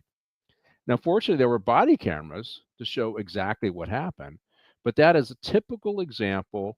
When you shoot somebody in the back, you're reacting to the threat that existed as he's firing at you, and by the time you see what's happening, you send the message from your eye to your finger. Go ahead and shoot. He's already turned away from you and running, but he's still armed and he's still shot at you, so he's still a threat. And then when he gets hit in the back, everybody says, "Oh my God, you shot him in the back. He wasn't facing you." That happens more times than you think. And what I try to tell people, if you watch football, it's that lag time that causes that. If you're watching football, if that back is coming out of the backfield and he jukes that linebacker, that linebacker is stuck because he's got to react to that move, and that's how the back gets around him. It's that same lag time that cops have to deal with when they're involved in these life and death situations, then gets used against them in court. It's not, the bullet doesn't travel at light speed and end up hitting the target instantly. Well, you don't think at light speed, you don't think, yeah, because I know. Here's his first assassination attempt they're looking at. So this is this is why I pause this. This is when they tried to shoot him the first time, right in front of his wife. And no. He was in his car. He's driving, and some gal goes by and waves at him. I believe that's just this one. Oh, that's right. He pulls her over. Waves them, and he pulls her over because she's being a knucklehead. And then there's guys in the back seat that shoot him. Right? Hiding, and they shoot hiding in the back seat. And that I tell you, that's the very first time somebody tried to kill me, it was in the traffic stop, and so that is a fear for any traffic stop. So I was looking at his tactics, going, "Oh my God!" He just walked right up to her and didn't even, because you want to walk up slow. You kind of check the trunk. You're looking in the the back seat and all that. As you walk up and you look in the back seat, clear the back seat, look over in the passenger seat. And then also watch what the driver's doing. It didn't do any of that. I was like, so. Yeah, there's no training involved in this. All he knows is from the Marine Corps. He doesn't know how to be a cop. He knows how to be a Marine. What Chris is saying. Well, what Chris is saying is accurate. Hey, you just got back from the Marines. You're hired. And you now have to learn that on the job from old salts if it's not trained in the academy. You know what I mean? And you're not training now. All those tactics. We used to have a unit on the sheriff's department where they would evaluate all police shootings, and then lessons learned would then be incorporated into training. So you learned a lot of lessons based upon shootings that went terrible. You know, I was lucky because I was hired just before the academy started. So I mean, I spent a week at the office before I went there, but there were guys who were hired 6 months, 8 months before the academy even started. They were out on the road and they hadn't a clue what they were doing. I mean, they had to go with an old timer, you know, as a field training officer for a few weeks to know how to write a ticket and how to make an arrest. But you had no schooling, you know, until you got to the academy. And our juvenile officer, that the sheriff thought, well, he's a juvenile officer, didn't go to the academy till 9 years. He was on the job for 9 years. And they goes, and the state said, hey, you got to send this guy to the academy. He goes, well, he's just a juvenile officer. No. He's a deputy sheriff. You got to send him. Well, you know, so he said Van Hartman, God rest his soul, he just passed away. But I mean, he was our juvenile officer for 9 years, and the sheriff goes, he don't need it. He don't do any of this criminal stuff. He's with the kids, kind of a deal. So that's how it was back then. Yeah. Well, just to let you know, one of my favorite films, and I can't remember. I think you covered this one already, Chief. Is George C. Scott and Stacy Keach in the New Centurions by Joseph Wambaugh, who is a favorite of yours and mine, because Wambaugh is the shit. But that movie was really the first film that shows the training period of when a boot rookie goes with a seasoned officer. And I love that film, and I love how it ends. You know, they talk about on that stupid show, and I know you know the show I'm talking about, The Rookie. It had one good season. The rest of it is so annoying. And the only reason I watch it, I support the star of that show. I really like Nathan Fillion a lot. But man, that show is so stupid. It's so phony how they show cops doing things. My favorite is showing SWAT about to go breach a building with their weapons pointed at the back of the cop in front of them as they're moving. And I'm like, what the clusterfuck are you doing? You know, Jesus Christ. And there's one that kills me to this day. I captured images of it and put it on Facebook. I'll go look it up later and share it with both you guys on Facebook, where they have a guy, he knows the bad guy's in the room, and he enters the room in a crazy fucking way. I can't remember how it is. And I think it's Nathan. No. It's the other guy that's played soldiers in other TV shows. He's one of the trainers in the show. And he comes around the corner in a way that just nobody would fucking do. And it's like, no, you would smoke that fucking guy. He's got a weapon in his hand. You would fucking smoke him. And just leave it at that. No. Oh, here's the scene where he's making him stand over there with the dynamite. You're going to tell me what you've been telling him, what'd you tell him? You can tell me everything. Crawl to me. Okay, Virgil, crawl to me. He is not fucking around. This is a guy that is weeding out corruption and the criminal element of this area. He wants a nice town. And in the film, it makes it look like his wife also didn't like him wrestling, and that's why he left. It's like, no, that's not what happened. He'd been doing it for a while, and he got tired of it. He got tired of some of the bullshit, and he wanted to go back home. And they made enough money, and they bought a house. Yeah, he said, I'm so sorry, Buford. I'm so sorry. Fuck off. I forget where he played. He played football. I forget what college he played at, but he's a football player, and so was Joe Don Baker. Oh, yeah, Joe Don Baker. Yeah. He was a big fucker. He was a big dude. Decent sized guy. Yeah. I plan to do another one because this film really is a tribute also to Joe Don Baker, because I love that guy. Yeah. But Joe Don Baker did another film right around the same time with Robert Duvall called The Outfit. Now I fucking love that movie. Yeah. And we plan to do it. I just fucking love that. He was also in the remake of Cape Fear. Yeah, he's the detective. The detective that gets killed by Robert De Niro, I think. Yeah. So he gets outsmarted by him. You know, so they're all on the edge right now, and it's like, we're losing money. because they're hurting financially from what Buford's doing. And this is where she makes the decision.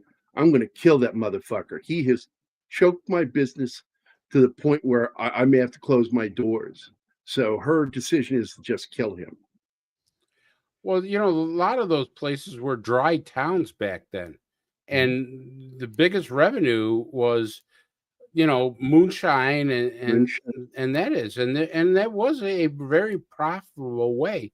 You've seen a lot of movies about, there was not just police movies about it, but there was like a true story about a stock car racer that actually started as moonshine.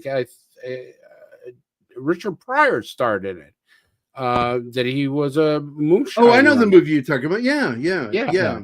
And so back then, that was big. And when you started messing, it's just like the Cocaine Cowboys. When you started messing with the moonshine and you were taking away a lot of people's money, they were going to, because it was easy to kill somebody and the body would never be found back then. It'd be dumped in a lake somewhere or buried in a hole in the woods. And the chances of you being found were slim to none. Back then they didn't have the forensics or the manpower or anything to do these homicide cases. They go, oh boy, just hire somebody else, kind of a deal. So their financial gains were just to be able to keep that business. And we saw it again in the Cocaine Cowboys in Florida and probably LA too, Chief, down there where these guys would just shoot you dead if you started messing with their cocaine. Yeah. Particularly in these rural counties where you have small, they shoot somebody here and they're going to have everybody in the sheriff's department after them. They have LAP is going to be in on the game. The FBI is going to get it, because we're resource rich. But you're talking about a county where I was surprised at how many deputies he had in McNairy County there, when he showed them out, because I thought, I bet you he only had half that, right?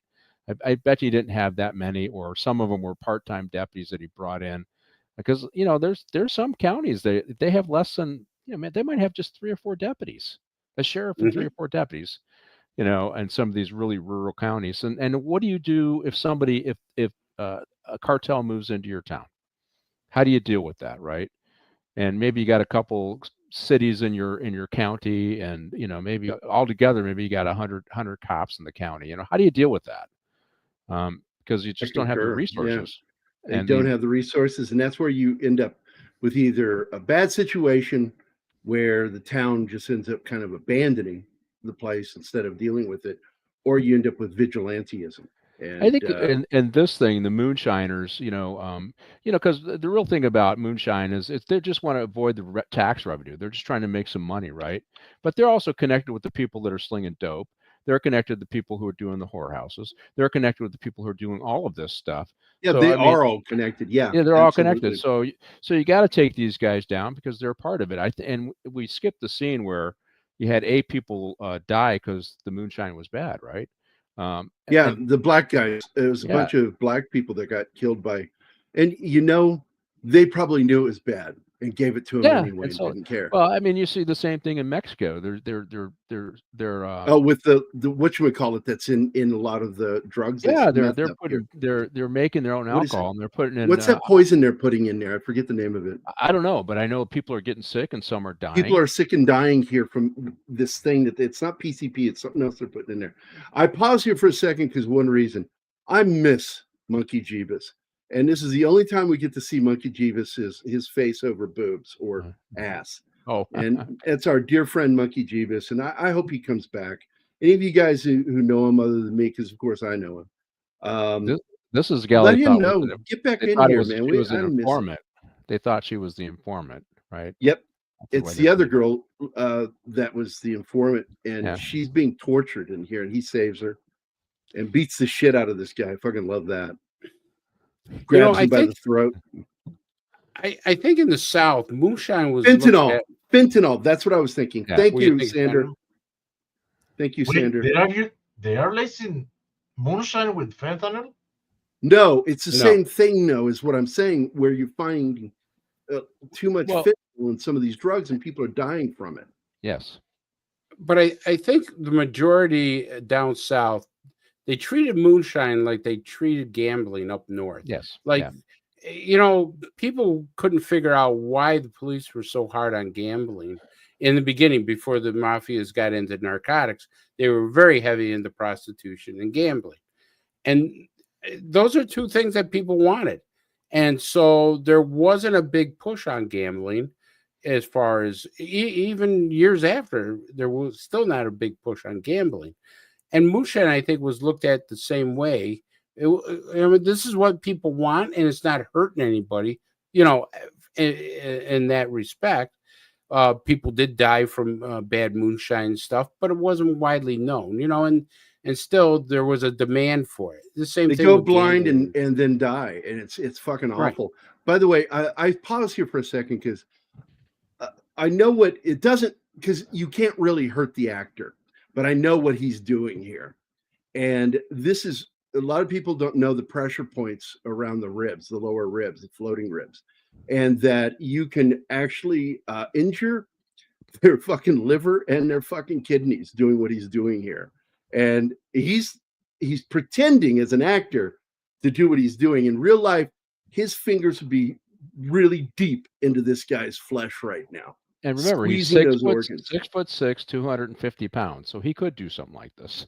Oh, absolutely. He was a manhandler.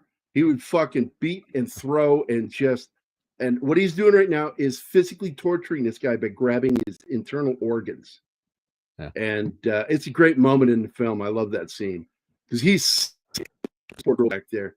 It reminded me a lot of Goldfinger, if you remember when the girl gets killed because of him. And they covered her with the gold paint. This scene always reminds me of that. And she's like, "Please stop! You're killing him!" And it's like, "Fuck you, bitch." The thing of moonshine and all that stuff was acceptable for a lot of the local cops, just because. But it was the revenue guys that were pursuing them because there was tax revenue on alcohol. So if you're making alcohol and you're not paying your taxes, that's the problem, right? So that's why they did it. But yeah, I mean, if you're doing the broken windows theory, community-oriented policing, that going after the moonshiner opens the door to the drug dealers and the pimps and everything else, right? Because they're interconnected. So at least in this story. Yeah, I agree, Chief. By the way, this is great. 11 Alpha, a good friend of this channel. Love the guy. My family ran moonshine across the Georgia-Florida border during Prohibition. Not dissimilar to that, my grandfather, it wasn't moonshine, but booze was illegal. And he was a runner. And he never told me, I was told by grandma that to make money, that he lived in Karlson, Illinois, which is just south of Chicago by about 100 miles. And he would drive up Route 45. And Route 45 exists for one reason, because Al Capone paid to have it created to run his booze. So, and that road's still used to this day, Route 45. And my grandpa ran illegal liquor. Is that the rum run? The rum run. And he would run booze up there in his pickup truck, and never got busted one time. Oh, we get to see Leif Garrett play with the Christmas tree here. Leif Garrett became a pop icon in the 70s, becoming a singer in the late 70s. And I don't remember one song by that guy, not one. And it didn't last long. I don't think he's very talented. He was a pretty boy. And by the way, I've had moonshine. And the guy was a trusted friend of mine. And so he poured me a tumbler full. And I picked it up and I held it up to the light. And I have never seen spirits like that before in my life. It looked alive. Dude, try living in Croatia for 5 years. You can't get around. Oh, yeah, with that shit that you get there. What is that stuff called? It's the one. Don loves it. What's it called? Grappa? Slivovica. Yeah. So he talks about it. So here's Alpha's comment. So yeah, McNairy County had a sheriff and 13 deputies in 2018, population with 40% higher. So you were talking. So Pusser, that means he probably had like six or seven guys. That's it. Yeah, even 18 is a low number. I mean, if you stab, you got to remember some counties after midnight had nobody. Yeah, you had nobody. Nobody. I turn the lights off, the street light. It would be a solid red or a blinking red, And because Lebanon was like that all the way into the 2000s. No booze is sold on Sunday. And the blue laws.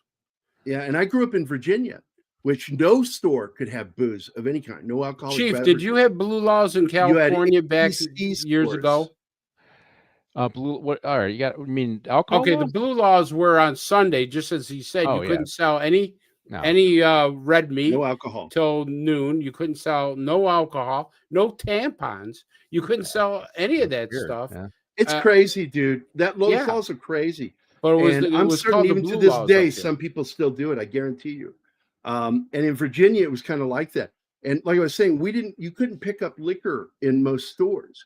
You had to be an ABC dry store. counties out there. There's still dry counties out there. Fredericksburg had ABC stores. The only store in town that was allowed to sell booze was over in Hazel Hill, which was the black part of town back when it was segregated. And when we were kids, we'd send Clyde Stone in because he had a mustache when he was in the 5th grade and sideburns. And he would go in and buy booze because the black guy that owned the thing didn't give two shits. He's like, he'd sell. He probably would have sold to us. He didn't give a shit. And we would buy. You remember this one, everybody? Mad Dog 2020. Oh yeah. Oh yeah. Only once. Only once out. For me, and I learned my lesson. So I learned my lesson too. I'm like, no, thank you. The joke used to be on Sanford and Son, Ripple. I'm like, no, Mad Dog 2020 is far worse than Ripple. I'm sorry. No, our biggest drink was Boone's Farm back then. Oh, only once on that too. It's And here's the big scene, guys. She gets the gun out and she sits there and covers it with her jacket on the bar.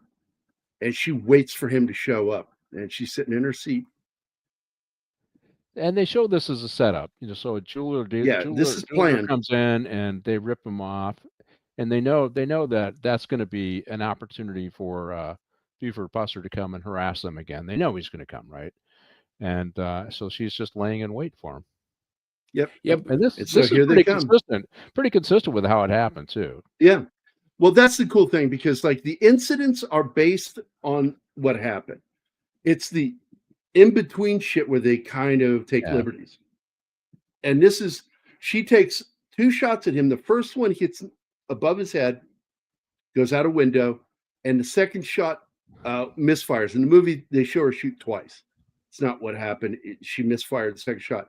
And that gave him time to draw and fire. And they kept it in the film. It's in there. We didn't apparently capture the moment, but she gets hit first in the forehead. Her head jerks. And the second shot hits her right on the inside of the eye. It's right on the orbit. And that one detached the brainstem. I guarantee you it detached the brainstem. And that's the one that snipers like to talk about, that they aim for the brainstem. And it's just knowing where it is. And you aim for it and you fire, you do that. They're not going to fire their weapon because everything goes when you destroy the brainstem.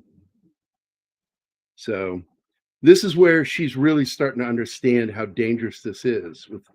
And unlike in the movie, she was very supportive of what he was doing. She didn't like the way he got treated and stood behind him. Very supportive woman. Within 3 days.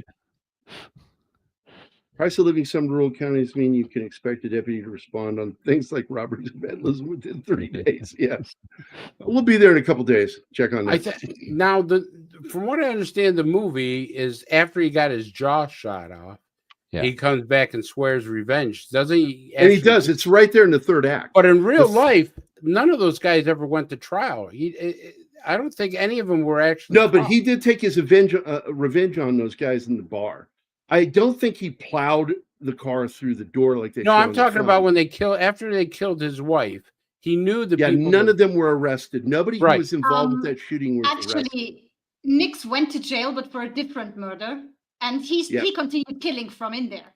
He ordered. Yeah, he's the heavy set guy. Yeah, with the thin hair. Because I think there were 4 of them, right?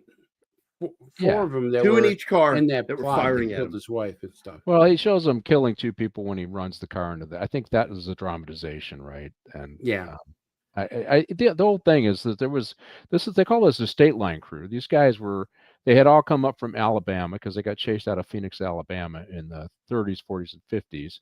And they settled up there in McNairy County and operated out of there for a couple of decades until Pusser took them on. And the whole thing was he disrupted that and broke up the state line crew is what they were.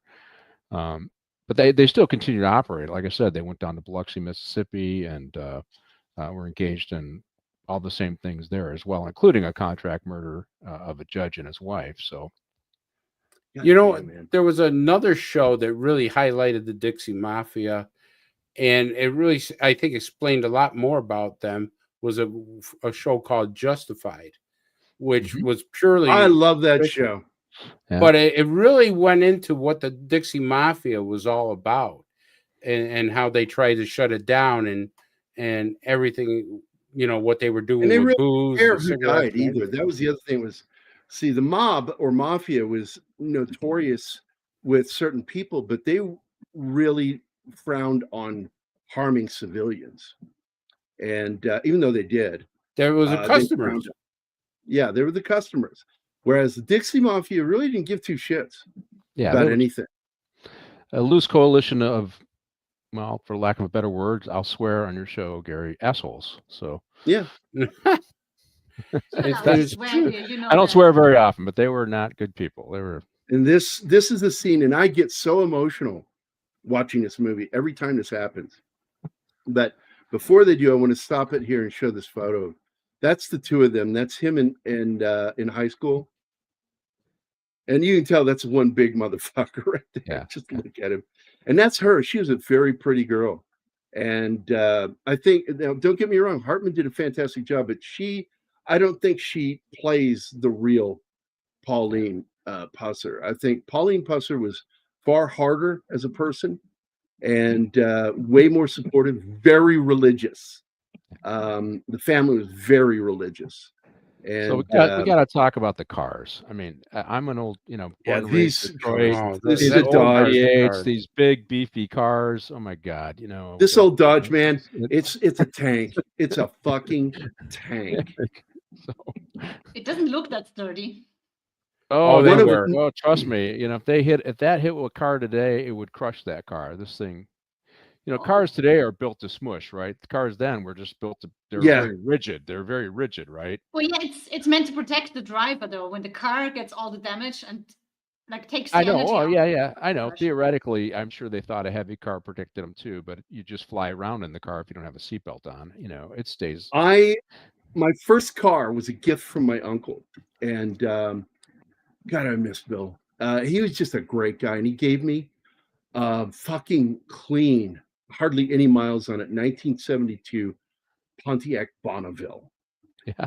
And my ex-wife was driving. She was dropping off lunch to me at work. She was on her way home, went through a four-way stop where she had an amber and the other one had a red.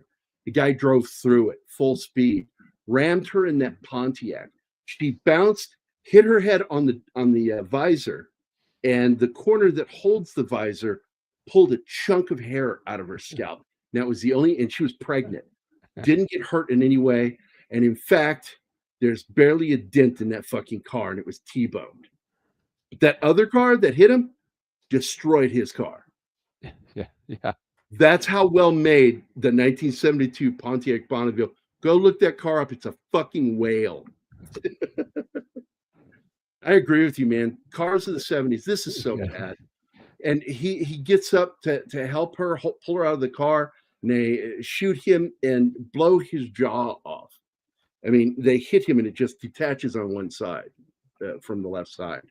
And it's just so violent what they did. They make his face bloody in this, but from the way he tries to talk, he makes noises like an animal. He's not able to. And here he is. Anymore. Those are those scars. Look at those scars, man, from that day. We had a shooting out here. I want to say it was about 5 years ago. Two deputies working on a transit station. Guy came up and shot them both as they sat in the car. He hit the female right here. Same thing. Broke her jaw, damaged her jaw. And her male partner, who was kind of a new guy, was in the bookman spot, and they managed to hit him right here, but it didn't go through. It slid up, but knocked him senseless. Same kind of thing, though. She got on the air. She was the only. He wasn't. He was out of it for a while. She got on the air to try and tell them what was going on. It was all mush mouth. They couldn't understand it, right? So fortunately, we have GPS and all that stuff. They actually found the guys, and I'm not sure how the fuck they found them, because there was no GPS. When he got on the radio in the movie, he speaks clearly, but in real life, what happened? They couldn't make out a word he was saying. He was talking like his mouth was full of marbles. I know how we would do it. Because his tongue was hanging. We would start doing a grid search, because every now and then, before we had handhelds and all that other stuff, a deputy requests help, and then he's off the air, and then you start a roll call, checking on everybody. Then you start doing grid searches, right? Okay. Well, the good thing in this area, so there's a process to do it, right? So. Yeah, well, this one it is important because they were given a call to go to a certain place. So the one thing in their favor was they knew what road he was on. They knew where he was going, so they could figure out how the best way to get there. Yeah. And of course, she died instantly. I guarantee she was dead in that car. She was not alive because she was hit right in the heart. Yeah, and back then, there was no radios except what was in your car. Yeah. So, I mean, you were constantly calling out. There was a procedure where they knew where you started from and where you ended. And you had to tell them, hey, I'm at this point in time, I'm heading out. And then I got there. So, I mean, like you said, there was that saving grace that they knew what road he was going on and how he was taking it. Hey, can both of you do me a favor? Well, Martin's got yours, Chief, but Chris, would you in the private chat put the link to your channel and for your show? Because you do a great show too, and I love it. It's called iDetective. Yeah, if they just go to our Facebook page, iDetective, they're there, but I don't have a link right with me. I'll have to make a StreamYard. Let me look it up real quick. No, I'll just look it up real quick. I'll go to Facebook.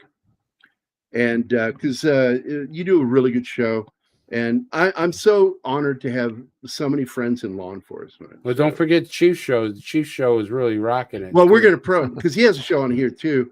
Yeah. We promote everything he does. I love both you guys. I love both what you guys do. And I'm so honored to be friends with both of you guys. So thanks, man. Yeah, we just did a show on mental health, why there's a lot of police officers committing suicide now. Yep. And it goes for all first responders that we're seeing an uptick of so many people committing suicide in these first responders jobs and even the military. And so we're going to concentrate on that for the next. Well, it's gotten worse for law enforcement because of these blue judges and blue what do you call it? AGs. Well, these people are just destroying life for police officers. Well, you get these guys that have a few years on the job. They go from fighting crime to afraid to get out of their patrol car because, and that's and New York City is having a terrible time because even if you do everything right, they still try to suspend you or fire you, or even worse, try to put you in jail with Alvin Bragg. Yeah. They're trying to make it look like that guy had his knee on his throat and killed him when actually, no, he didn't. If you see it from the other angle, you can see where his knee is. And it is a standard way to hold a person down. Are you talking about the George Floyd incident? Yep. Yeah, I actually got the autopsy on that, and I actually got the training manual. And that guy was going to die because he overdosed on drugs. He did overdose on fentanyl. Yeah, he was dying no matter what. There had nothing to do with the police officers. He was dying. Right. And that technique was actually taught by the Minnesota Police Department. They took it out of the manual and lied about it on the stand. There's a great documentary. I know, right? They're saying that's not how we and it's like, yes, you did. He was trained to do that. Yeah. And if you go to a documentary called The Fall of Minneapolis by Liz Collins, Collins actually lost her job with one of the big networks because she saw this and wanted to expose it, and they fired her. And she did a documentary in a book called The Fall of Minneapolis. And it's an amazing documentary because you'll see all the lies that they did on this. I think I did the documentary on Pop Culture Minefield. I think you did. I think I did, yeah. And then I did the book with And Liz. by the way, I want to say something again about Patrick. Your channel, your shows here, absolutely, because you have you do the KGRA thing too, yeah. and all three of us do KGRA, and I love KGRA. I love Bill. Bill's one of my favorite persons in the world, and you know, I love the support that you give to law enforcement. I've tried to push you into politics because I believe that you in particular would be, because you're very diplomatic. You're a very diplomatic person, but you have a right mind. You have a very straightforward right mind. You think logically, and we have just not enough of yeah, we guys lost you. that. We lost that in politics nowadays, Chief. Yeah, that's all emotional and now. that's why, you know, I would love to see you venture into politics. I would hate to see you leave this channel, because I consider you one of my favorite parts of this channel, that you do some of the best fucking breakdowns of the history of what went into a film and the film itself. And it's just good stuff. I just love what you do. By the way, Patrick, that's awesome. George Soros is a poison, and he needs to be gotten rid of. He needs to not be on this planet at all. If we could send him into space, that would be awesome, him and his kids, because they are communists. They're not socialists. They're full-blown commies. Don't like them. And I'm glad that you guys got rid of him down there in LA. Yeah, George Gascon was his name. He's out of here. I mean, we're looking actually pretty good. We got rid of Gascon, and we got a guy named Nathan Hartman in there, who was a Republican, then became an independent to run. I'm a big supporter of liberals. I think liberals tend to be good people. Well, this is not liberalism. No, what we call blue dog Democrats. That's what Keith is. Keith is a blue dog Democrat. And then our U.S. attorney is he's kind of a MAGA guy, right? And they made him the U.S. attorney in L.A., Bill Asaley. And I think what we're going to see though is, oh yeah, I did the Bad Lieutenant. That movie is like an X-rated movie. It really is. But yeah. I love that movie. The band I used to be in back in the 90s, we did a song written about that fucking movie, and talking about the Bad Lieutenant and Harvey Keitel. And it was a punk song. It was a straightforward punk song. And that band was called Sobek. And that was a fun rock band. And we did that song, and I love that song, and I love that movie. Even though it is so hardcore, dude. That guy, you know, he was destined to die. Yeah, knew he was gonna die. I had a guy on my show, and we're doing about police suicides, and we were talking about the police suicides, but he brought up something that is probably accurate, is that there's a lot of cops that kill themselves slowly with alcohol. And if they get hooked onto trying to bring themselves down from the day. Well, they just get hooked on it, and instead of getting help, they slowly kill themselves, because that does happen. Guys become alcoholics, and 20 years of drinking, they're dead, right? And then you have the classic suicide where somebody shoots himself in the head or hangs himself, that we all know. But there's a lot of guys who end up gradually killing themselves because of because of what they've experienced. The Bad Lieutenant is just a morally corrupt guy. It was the whole interesting about that movie was it was really good and evil was really the story of that movie, and it was very interesting when we got into it. There was a lot of philosophical discussions on good and evil, and what does good and evil mean, and what the different characters represented in there. And then some of the scenes were interesting, how they characterized good versus evil in the movie itself. So it was a good movie. And it's a great ending, by the way. Very heroic ending, even though he's broken, sitting in the back of that squad car, man. But he comes back, and now Jodan Baker didn't feel they needed another story. He felt that ended it. That's where it ends, and we should. Well, it made $40 million, so the movie theaters, the studios think they 500,000 budget, 500,000, $500,000 for a budget, 40 million American box office, and critics love this film, and this movie grew by what they refer to as word of mouth or from grassroots, and people went out and saw this fucking movie in droves, and I went to see it once. But anytime it came on TV when I was a kid, I'd watch it, even though it was censored. I really loved it. What did you think of the remake? Jerry, of Walking Tall. I got excited about it because you got a pro wrestler, and then I find out when I get to the theater, because I didn't read anything up on it. I was just like, oh, the movie's coming out. Oh, I got to go see that. So I went to see it, and I watched it, and he's called Chris Vaughn. And I'm like, what the living fuck am I watching? And it was a action comedy. And I was just like, I was insulted by that film. You're talking about the one with The Rock, right? Yeah. Yeah. That was terrible. Terrible fucking movie. They shouldn't have even called it Walking Tall. They should have made their own film because it was not fucking Buford Pusser, not his story. It was just garbage. I remember watching the sequels though to this, and I watched not a remake, but a retelling that had Brian Dennehy in it in '78. I remember watching that, and I thought that was really good too. But I haven't seen it since I was. The sequel was with the guy Bo Stevens, right? Bo Stinson. Yeah, and he's not even American. People don't know that he's not from here. I watched that one. That one was pretty good, although it was. Well, he's a tall, big motherfucker. Yeah, he's also, by the way, a former Marine. He joined the United States Marines. So he is really an actual former Marine playing the part of a guy who was a former Marine and a badass. Did he eat any crayons on the movie? No crayons.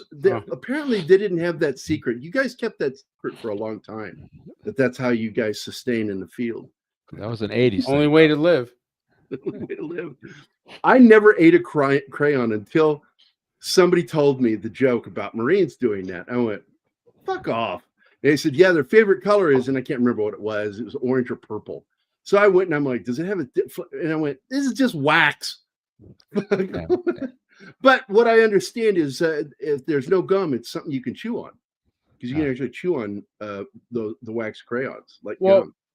Something similar. Do you remember we used to carry these small wax bottles that had sweet liquid in it? Remember those? They came out when we were kids, and then you eat the bottle. It's wax. Yeah. Also, and the lips. Remember the fake lips or buck teeth?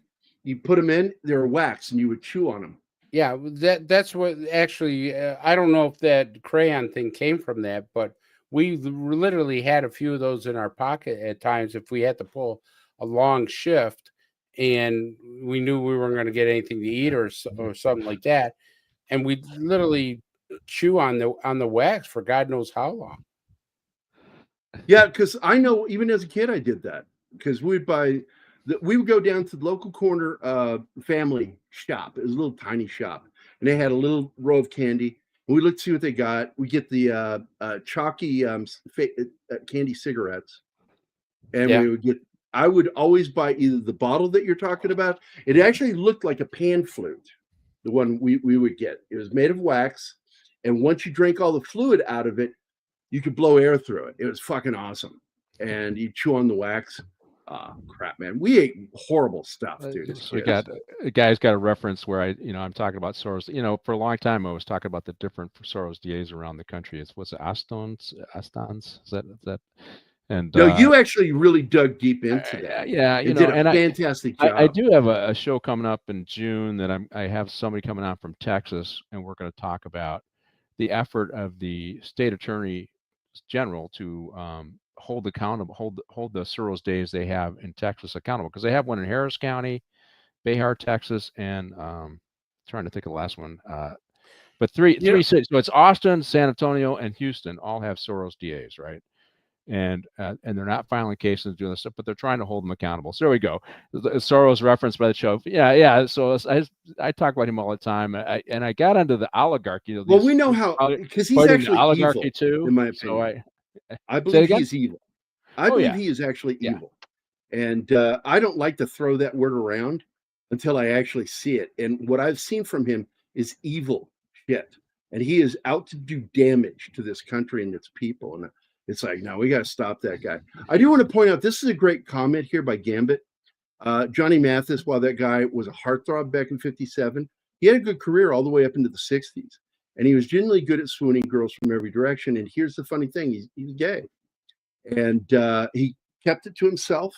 Oh, I didn't know that. And he bought and built a house for his mother and father, and built a small house behind them where he and his partner his what do you call it? It's the way you're supposed to say, instead of saying a gay couple, you're supposed to say life partner. That's the word I was looking for, life partner. And his life partner, they kept their life private and secret, and the parents weren't really made aware of a lot of the stuff, but he kept it quiet and secret. And I just showed a video that was shot in March of this year of him singing. Not Mona Lisa. Did he pass away or something? Is that why we're No, he's still alive. He's like 89. Okay. And that guy can still fucking sing. And I'm sitting there waiting because I'm watching his throat to make sure it's not recorded, because what's his name that had the high-pitched voice back in the 60s? Big boys or big girls don't cry. Yeah. That guy, Bobby Vinton, is that it? Any Italian kid. Anyway, they caught him faking it at a show, and that broke my heart because he could still sing. But Johnny Mathis got up there and the music's playing, you hear the strings, and then he puts that mic up to his mouth and softly starts singing, and it sounds like it's from the 60s. He still sounds that good. And this he old looks man, good. He looks so good for his age. But he's got hair 90. Like Ebenezer Scrooge. He's got that very nice wavy hair that comes back, and it's gray, and it's just like, I didn't know it was him until that voice came out. And I'm like, holy shit, that's Johnny Mathis. Oh my God, that voice. And he's not sitting on stage, he's walking around. Go look up March, Johnny Mathis live. Not alive, you assholes, live. And I'm telling you, it'll blow your mind how good he sounded when he sang. For the record, I heard another Soros reference with the Chief show added to my scorecard. Yes. And wacky wax little bottles and big lips. And the pan flute was another one that had the candy liquid in it. And you would bite the tips off. And when you did that and finish the liquid inside, you would blow, and the weak wax would open, and it was a fucking wax pan flute. It was fucking nutty. The shit we were given as kids. And I'm telling you, man, there had to be petroleum in that fucking wax we were eating as kids. I'm sure that shit would give that? Red Dye rats, 29 or something like that. Stuff, and it just fucking kill lab rats if they tested it. The shit we put in our mouths as kids back in the 60s and 70s. Drink water from the hose, right? And I mean, we did all that crazy stuff that today they said kill you, right? Now there's actually a couple of states that have banned fluoride. I think Utah is one, and another state just went to banning fluoride. And we've known that there's been problem with fluoride for years. I mean, they fucking had it in what's his name? Great director. Put it in the movie Dr. Strangelove. And you've got that one guy played by Sterling Hayden losing his fucking mind because they put fluoride in the fucking water. It's like, my God, it's so fucking funny. Florida just banned fluoride in the water. So now, all those people who talk, that's a conspiracy theory, there's nothing wrong. Now they're finding out, well, it's not a conspiracy theory anymore. What we've found out in the last year is how many fucking, it's amazing. Like so many fucking conspiracy theories were proven completely 100% true. Yep. Yeah. And you're like, and one of the biggest that we now know is that Oswald is probably not the shooter, and definitely there was more than one by the information we've gotten so far. It's like shit, we already figured that out. The only one that I think that they're going to have problems with because people didn't believe him. There was a conference with Dan Bongino and Kash Patel saying Epstein killed himself. I watched that. And I think Maria Bartoloma didn't even believe it herself because I do not believe it. Because I really trust those guys. I really do, but I have trouble still believing it because everything that was done while he was in that cell went against what was supposed to be done. Everything. He was supposed to have somebody with him, watching him, and they were supposed to have another prisoner there that was nonviolent with him at all times, that he was supposed to be checked on a regular basis. None of that shit was done. None of it. Cameras were out. People cameras got turned off, and suddenly he's dead the next day. I'm just gonna give you a word that you used when you were younger during a movie. When I was younger. Yes. Gary was never young. He was born an old man. No, he didn't say young baby. He said younger. And we're sticking with that word. I like it. Levidity. Yep. These two police officers in our in our show right now know what lividity is. Every good cop knows. And if you see lividity, there's a really good guess of how many hours that person's probably been dead, a minimum. And that's why I hate the movie Outland, but love it at the same time, because this cop goes to draw blood from his carotid, even though he goes through the trach. When you watch him, he goes right into the trachea, and he draws red liquid blood from there. And I'm just like, well, we just threw science right out the fucking door. Yeah, you get air from that place. Even at 1/6 gravity, lividity will still kick in. I think what that's called is blood pooling. In the low gravity pulls all the blood to the bottom of the body, wherever you're laying, on your side, on your back, on your face, and it's awful. I'm telling you, it's fucking awful when they're laying face down and you roll them over and their face is fucking purple. Well, the one thing I can tell you from experience, I was the chief. I oversaw the LA County jail system for a while. I ran a jail as, lower rank and all that other stuff. Is you can have people on suicide watch. You can have them on close quarters, and it's only as good as what you inspect. And it is not unusual that the guy's supposed to do a check every 15 minutes, doesn't do it. It's not unusual to have cameras out. Or okay, that's it. You triggered me, Patrick. Yeah, I now have that song in my head. Yeah. So thank you. So these are not unusual things, So, and I don't want to say it's acceptable, but and we're talking about the federal government too, Yeah. Here's the thing, So if it people forget that was a federal prison, right? If it happens at a local jail, right? And that's one thing. That's a federal prison cell. Well, because here's the thing about the feds is they'll be all over LA if you're not following your processes and procedures, right? People get fired now, they get filed on, all that kind of stuff. The federal prison, it's the feds, so it had to be the feds. So there's a lot more. Let's just say, is it unusual for somebody not to get checked that's supposed to get checked every 15 minutes? No, it's exactly. Not. It happens. And that's he's on suicide watch. That's laziness. He was on it. Yes, pure laziness on their part. Yeah. Is it not unusual to have the cameras out? Okay, the camera's out, so I put my work order in, and it takes them 3 weeks to get it fixed. That's not unusual. That's not unusual. So thanks, Chief, for putting Tom Jones in my head. Yeah, now you've got it in your head. Ha ha. We all do. We all. Now I'm going to take a vote here of our panelists, starting with Chris. Do you think Epstein self-deleted? Well, I want to piggyback what Chief said. He's right about that. But on a time that I actually worked in a jail as a deputy, I could tell you when you had suicide watch, we had to sit right in front of the cell. Yeah. I mean, that's how a suicide watch was done.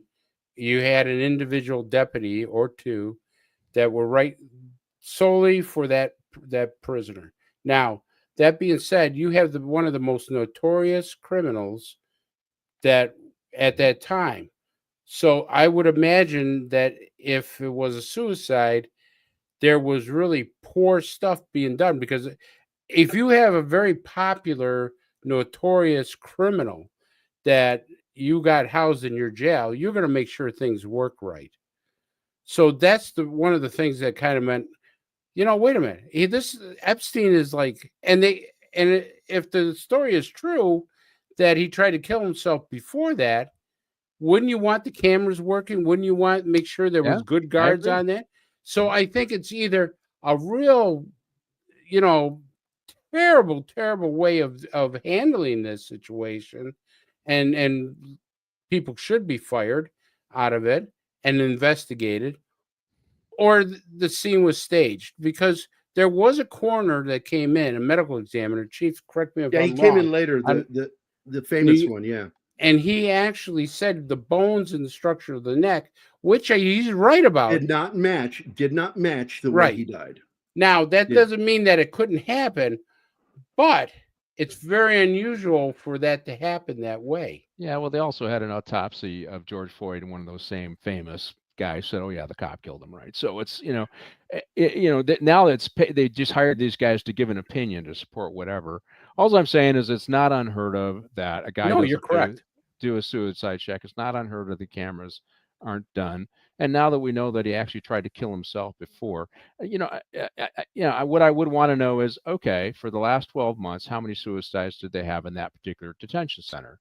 How many times did they find a situation where the officers were not doing their jobs? How many times did they have cameras that weren't working, and how long did it take for them to fix? When you start looking at the totality of the situation, you're going to find out, is this gross incompetence, which is probably what it is, or was it a conspiracy?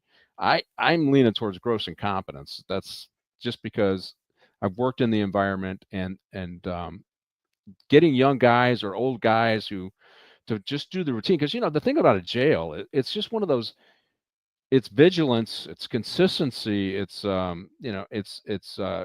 overcoming, what's the word, complacency, right? That's getting your staff to do that stuff. It's real easy to say, go get the robber. That one's great, but go babysit a bunch of guys. I tell you, you have to be on top of your staff all the time. Having run a corrections facility, I can tell you that. And I agree with you, Chief. But they were just grossly incompetent. They had a CPAP machine in there, which had a wire that he could have hung himself. Now, you got a guy on suicide watch. You're not going to have a cord. You're not going to let him have bed sheets. You're not going to let him have a CPAP machine that would be wrapped around his neck. If he had to sleep with a CPAP machine, there would be somebody physically watching him at all times. And I don't know how it was in the LA jail, but I knew in some of the jails, we had a specific room for suicide watch where there was nothing in there that he could harm himself. Well, we had like 4,000 mentally ill people, so I can tell you there's a different stages of mental illness. And if they were on suicide watch, they got a gown that they wore, right, with nothing else. So and we had close supervision. But I can tell you, if somebody's intent on killing themselves, they can succeed. They can even under the best circumstances. So we had a guy, he was on suicide watch. The deputies did their checks, and right after they walked by, he used some bed sheets to hang himself from a 2-story bunk. He threw himself off the bunk so that the noose would break his neck, right? So it would be instantaneous. And when they went back to look, they said, well, yeah, deputies go by. They watched on my camera. He went by, so you can't see in the cells. You can just see the hallways, right? They watched the deputies go by. And right after he went by, they could see some commotion in the cell, and he killed himself. When they came back for a check 15 minutes later, he was hanging. He was dead. So where there's a will, there's a way for these guys to kill themselves. So why would Bongino and this is the doctor, by the way, Patrick. Yeah, that is the guy. I think he gave. He did the second autopsy for the family. And but he determined that the neck didn't match. I think he also said that George Floyd was killed by the cop. So he's kind of just an opinion. Oh, I didn't know that. I think so. I think. Yeah, I think your chief is right. He actually said that he was died of, which he did not die of asphyxiation. No. Well, he died of asphyxiation due to, drugs closing, stopping his, and so when it stops all your systems, you don't get air, you asphyxiate, right? I mean, that's part of it, right? And I think that's the same guy. That's the same guy. I think he did George Floyd. Biden was Biden. I'm sorry, Gambit. I removed that one, even though I understood your question. I don't want to get in trouble with YouTube because of that word. I think we already are in trouble. Yeah. Oh, I don't care. I will stand by everything we've discussed today, but I did remove the RAPED word from the chat because I don't want any problems from you know who. But this has been a great discussion, guys. I got to wrap it up now. Yeah, he did do it for George Floyd. So he said that about George Floyd. Man, I've always liked him. So he's an expert. He's an opinion for hire. What opinion you want? Oh, okay. How much? That's 12,000. Okay, you got it. And I remember when he was younger, he had credibility. He doesn't have credibility anymore. Yeah. Yeah. Yep. Yep. I agree, Chief. You know, if he's doing that, then he doesn't have the credibility, because it's clear from the autopsy notes and reports, George Floyd did not die of that knee being on the neck, and it wasn't even on his neck if you look at the other angles. Yep. So I'm going to read something before we go, to go back to the film. Buford Pusser died on August 21st of 1974 of injuries sustained in a one-car automobile accident 4 miles west of Adamsville. Earlier that day, he had contracted with Bing Crosby Productions in Memphis to portray himself in a sequel to Walking Tall. That evening, returning home alone from the McNairy County Fair in his specially modified Corvette, he would trade in his Corvettes. He had they were designed specifically to keep from being tampered, is what was going on, because he had threats against his life. His modified Corvette, Pusser struck an embankment at high speed. He was doing over 100, is what I remember reading. At high speed, that ejected him from the vehicle. The car caught fire and burned up. It was destroyed. Local speculation as the case caused rumors of sabotage to the steering mechanism and to the tie rods. The state trooper who worked the accident, Paul Irvin, later became the sheriff of McNairy County. Irvin claimed that Pusser's death was caused by drunk driving without a seatbelt. Buford's daughter, Dwayna, a passenger in another car, came upon the scene of the accident minutes later. No autopsy of Pusser's body was ever performed, as Sheriff Pusser was credited with surviving 7 stabbings and 8 shootings. Pusser's memorial service was held at the Adamsville Church of Christ. And so they still hold on to that theory that somebody tampered with the car.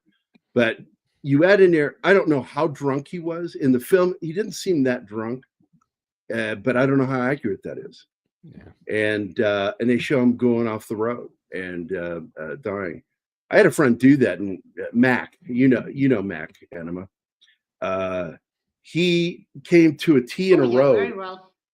and he was inebriated. Came to the T in a road, he was doing about 60, and he just went off the fucking highway, the other side of it, and flew into the trees. In his car, they had to pull it out of the trees to do it. He climbed down from there and goes and calls me. He walked about 1.5 miles to a phone booth and called me to come get him. And he would not say a word. He was terrified, you know. And the next day I said, look, you're going to have to face this and deal with some of this.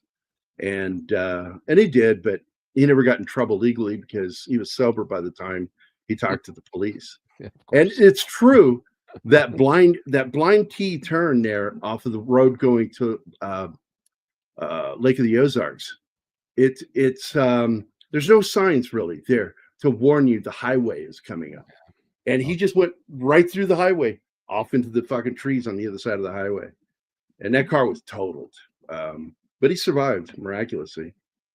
And what I was more grateful for, and this is what I chat, because he's like my little brother. I chided him. I said, "You're drunk, weren't you?" He goes, "Well," I said, "you were drunk and you didn't see the sign, the one sign to warn you. It's not a very good sign, I admit it, but you fucking drunk drove and you could have killed somebody." And after that, he never drank and drove again.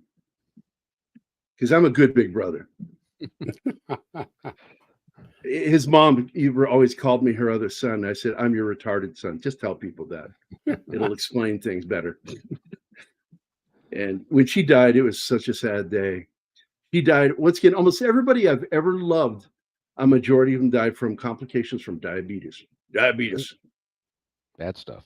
Yeah, bad stuff. Bad stuff. If you don't treat it, you got to take care of yourself. I do. I watch what I eat. I take care of myself, take the medication I need. And I'm hoping as I continue losing weight that the diabetes may go away. And that way I can spend the last years of my life eating to get fat again when I die. I will not allow that. You know that. Sure. Okay. If you didn't know it, Patrick, we are Chris. We are engaged, Danny and I. Oh, congratulations! Congratulations. Yes. When she came here, I popped the question. I wanted to marry her while she was here. So let's just get married. That way you don't have to leave. Well, I would have had to leave because it takes forever to get that fucking visa. It's Yeah, ridiculous. we're working on it, but retarded yeah, how we picked a complicated it is. bad time, dude. Yeah. It's not just the time. It has been complicated before. They haven't Now this changed is anything really about it. getting tough right now. We're seeing a lot of court battles coming up.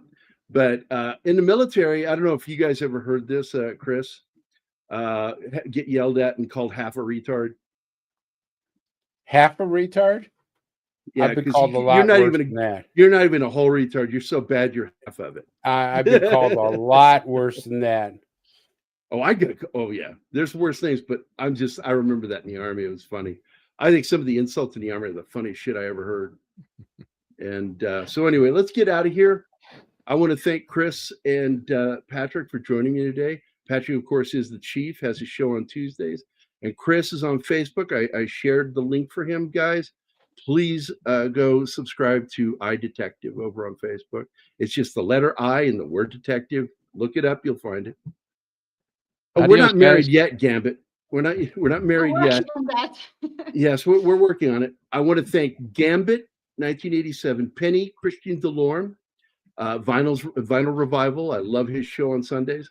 John Osteen, who's a big fan of KGRA and is such a big supporter of our channel. Thank you, John, for everything you do. FKHC 2005, also known as Tim. Paul Smith was here. Snortopupus Cuber. Jin Pai watched the show and made some great comments. Read by Nature made some great comments. Let's see. Comic Relief Crusader Mike said a bunch of stuff, but I don't think it mattered because he just blathers like an idiot. That's why I love him. He just starts talking. I just start. Eventually, you ever do this with somebody? They're talking, and then after a minute, it's like, that's what it's like when I'm listening to him. I'm like, yeah, I know the cues, social cues. Oh yeah. I don't know what you're saying. I don't do that, Mike. I'm teasing you. Sandra Hammerschlag in 11 Alpha. 11 Alpha is a retired military, very good dude. We love him. Knows a lot about Austria. And he and Danny poke fun at me when I say things wrong in German. It's funny. So we are going to get out of here. Read by Nature. Again, thanks for popping in, buddy. It's always good to see you. And everybody, please message Monkey Jeebus if you can. Tell him to get back in here. We miss him. Yeah. Happy Memorial Day. Happy Memorial Day. All of you. Yeah. And God bless Dan and what's his name from that magic show, the brothers that fought the evils. I'm sorry, I don't know the show. Mark does it at the end of every radio show. Sam and Dean. That's it. God bless Sam and Dean. That's the characters in that magic show on. Him and Don love that show. I'm like, I got bored. I couldn't watch it after 2 seasons. So we're out of here. Everybody have a great Friday. Don't forget, we got John playing later. He will be playing more of Fallout, right? Is that what he's going to play, Martin? Because he just can't seem to finish this game. God damn, John, please fucking beat a game for God's sakes. You're in your 40s, man. You're smart. Pick a shorter game. Oh my God, that game is eternal. Yeah, it's like playing. Somebody wanting to do a video live stream of World of Warcraft, for God's sakes. I did the Blade Runner game, guys, and it's a good game, and I finished it, didn't I, Martin? Yes, I did. Yes, man. John just goes for forever. And so he'll be on later, even though it sounds like I'm saying it's horrible. It's actually fun to watch him play and get killed. It's just fun. And he'll be on it Friday. And then, of course, Friday Night Frolics with Doomcock. Don't forget that. And then tomorrow we'll be back to do a movie. What movie are we doing tomorrow, Martin? Ghostbusters 2. All right. Really? Oh, that means my buddy Eddie, who's with Ghostbusters Springfield, Missouri, is going to be our special guest. And the guy's a cosplayer, but he's a big supporter of they have their own fucking car. They have the big wagon. All dressed out, dude. They're a cool organization. They carry their gear, and the gear lights up and makes the noises. That's fucking cool. But anyway, that's tomorrow. Ghostbusters 2 with the 2 fingers. You can't forget. That's got to be in there. So we're going to get out of here, guys. God bless everybody. Have a great Friday night. Please drive safe, and if you can, drink at home. See you guys.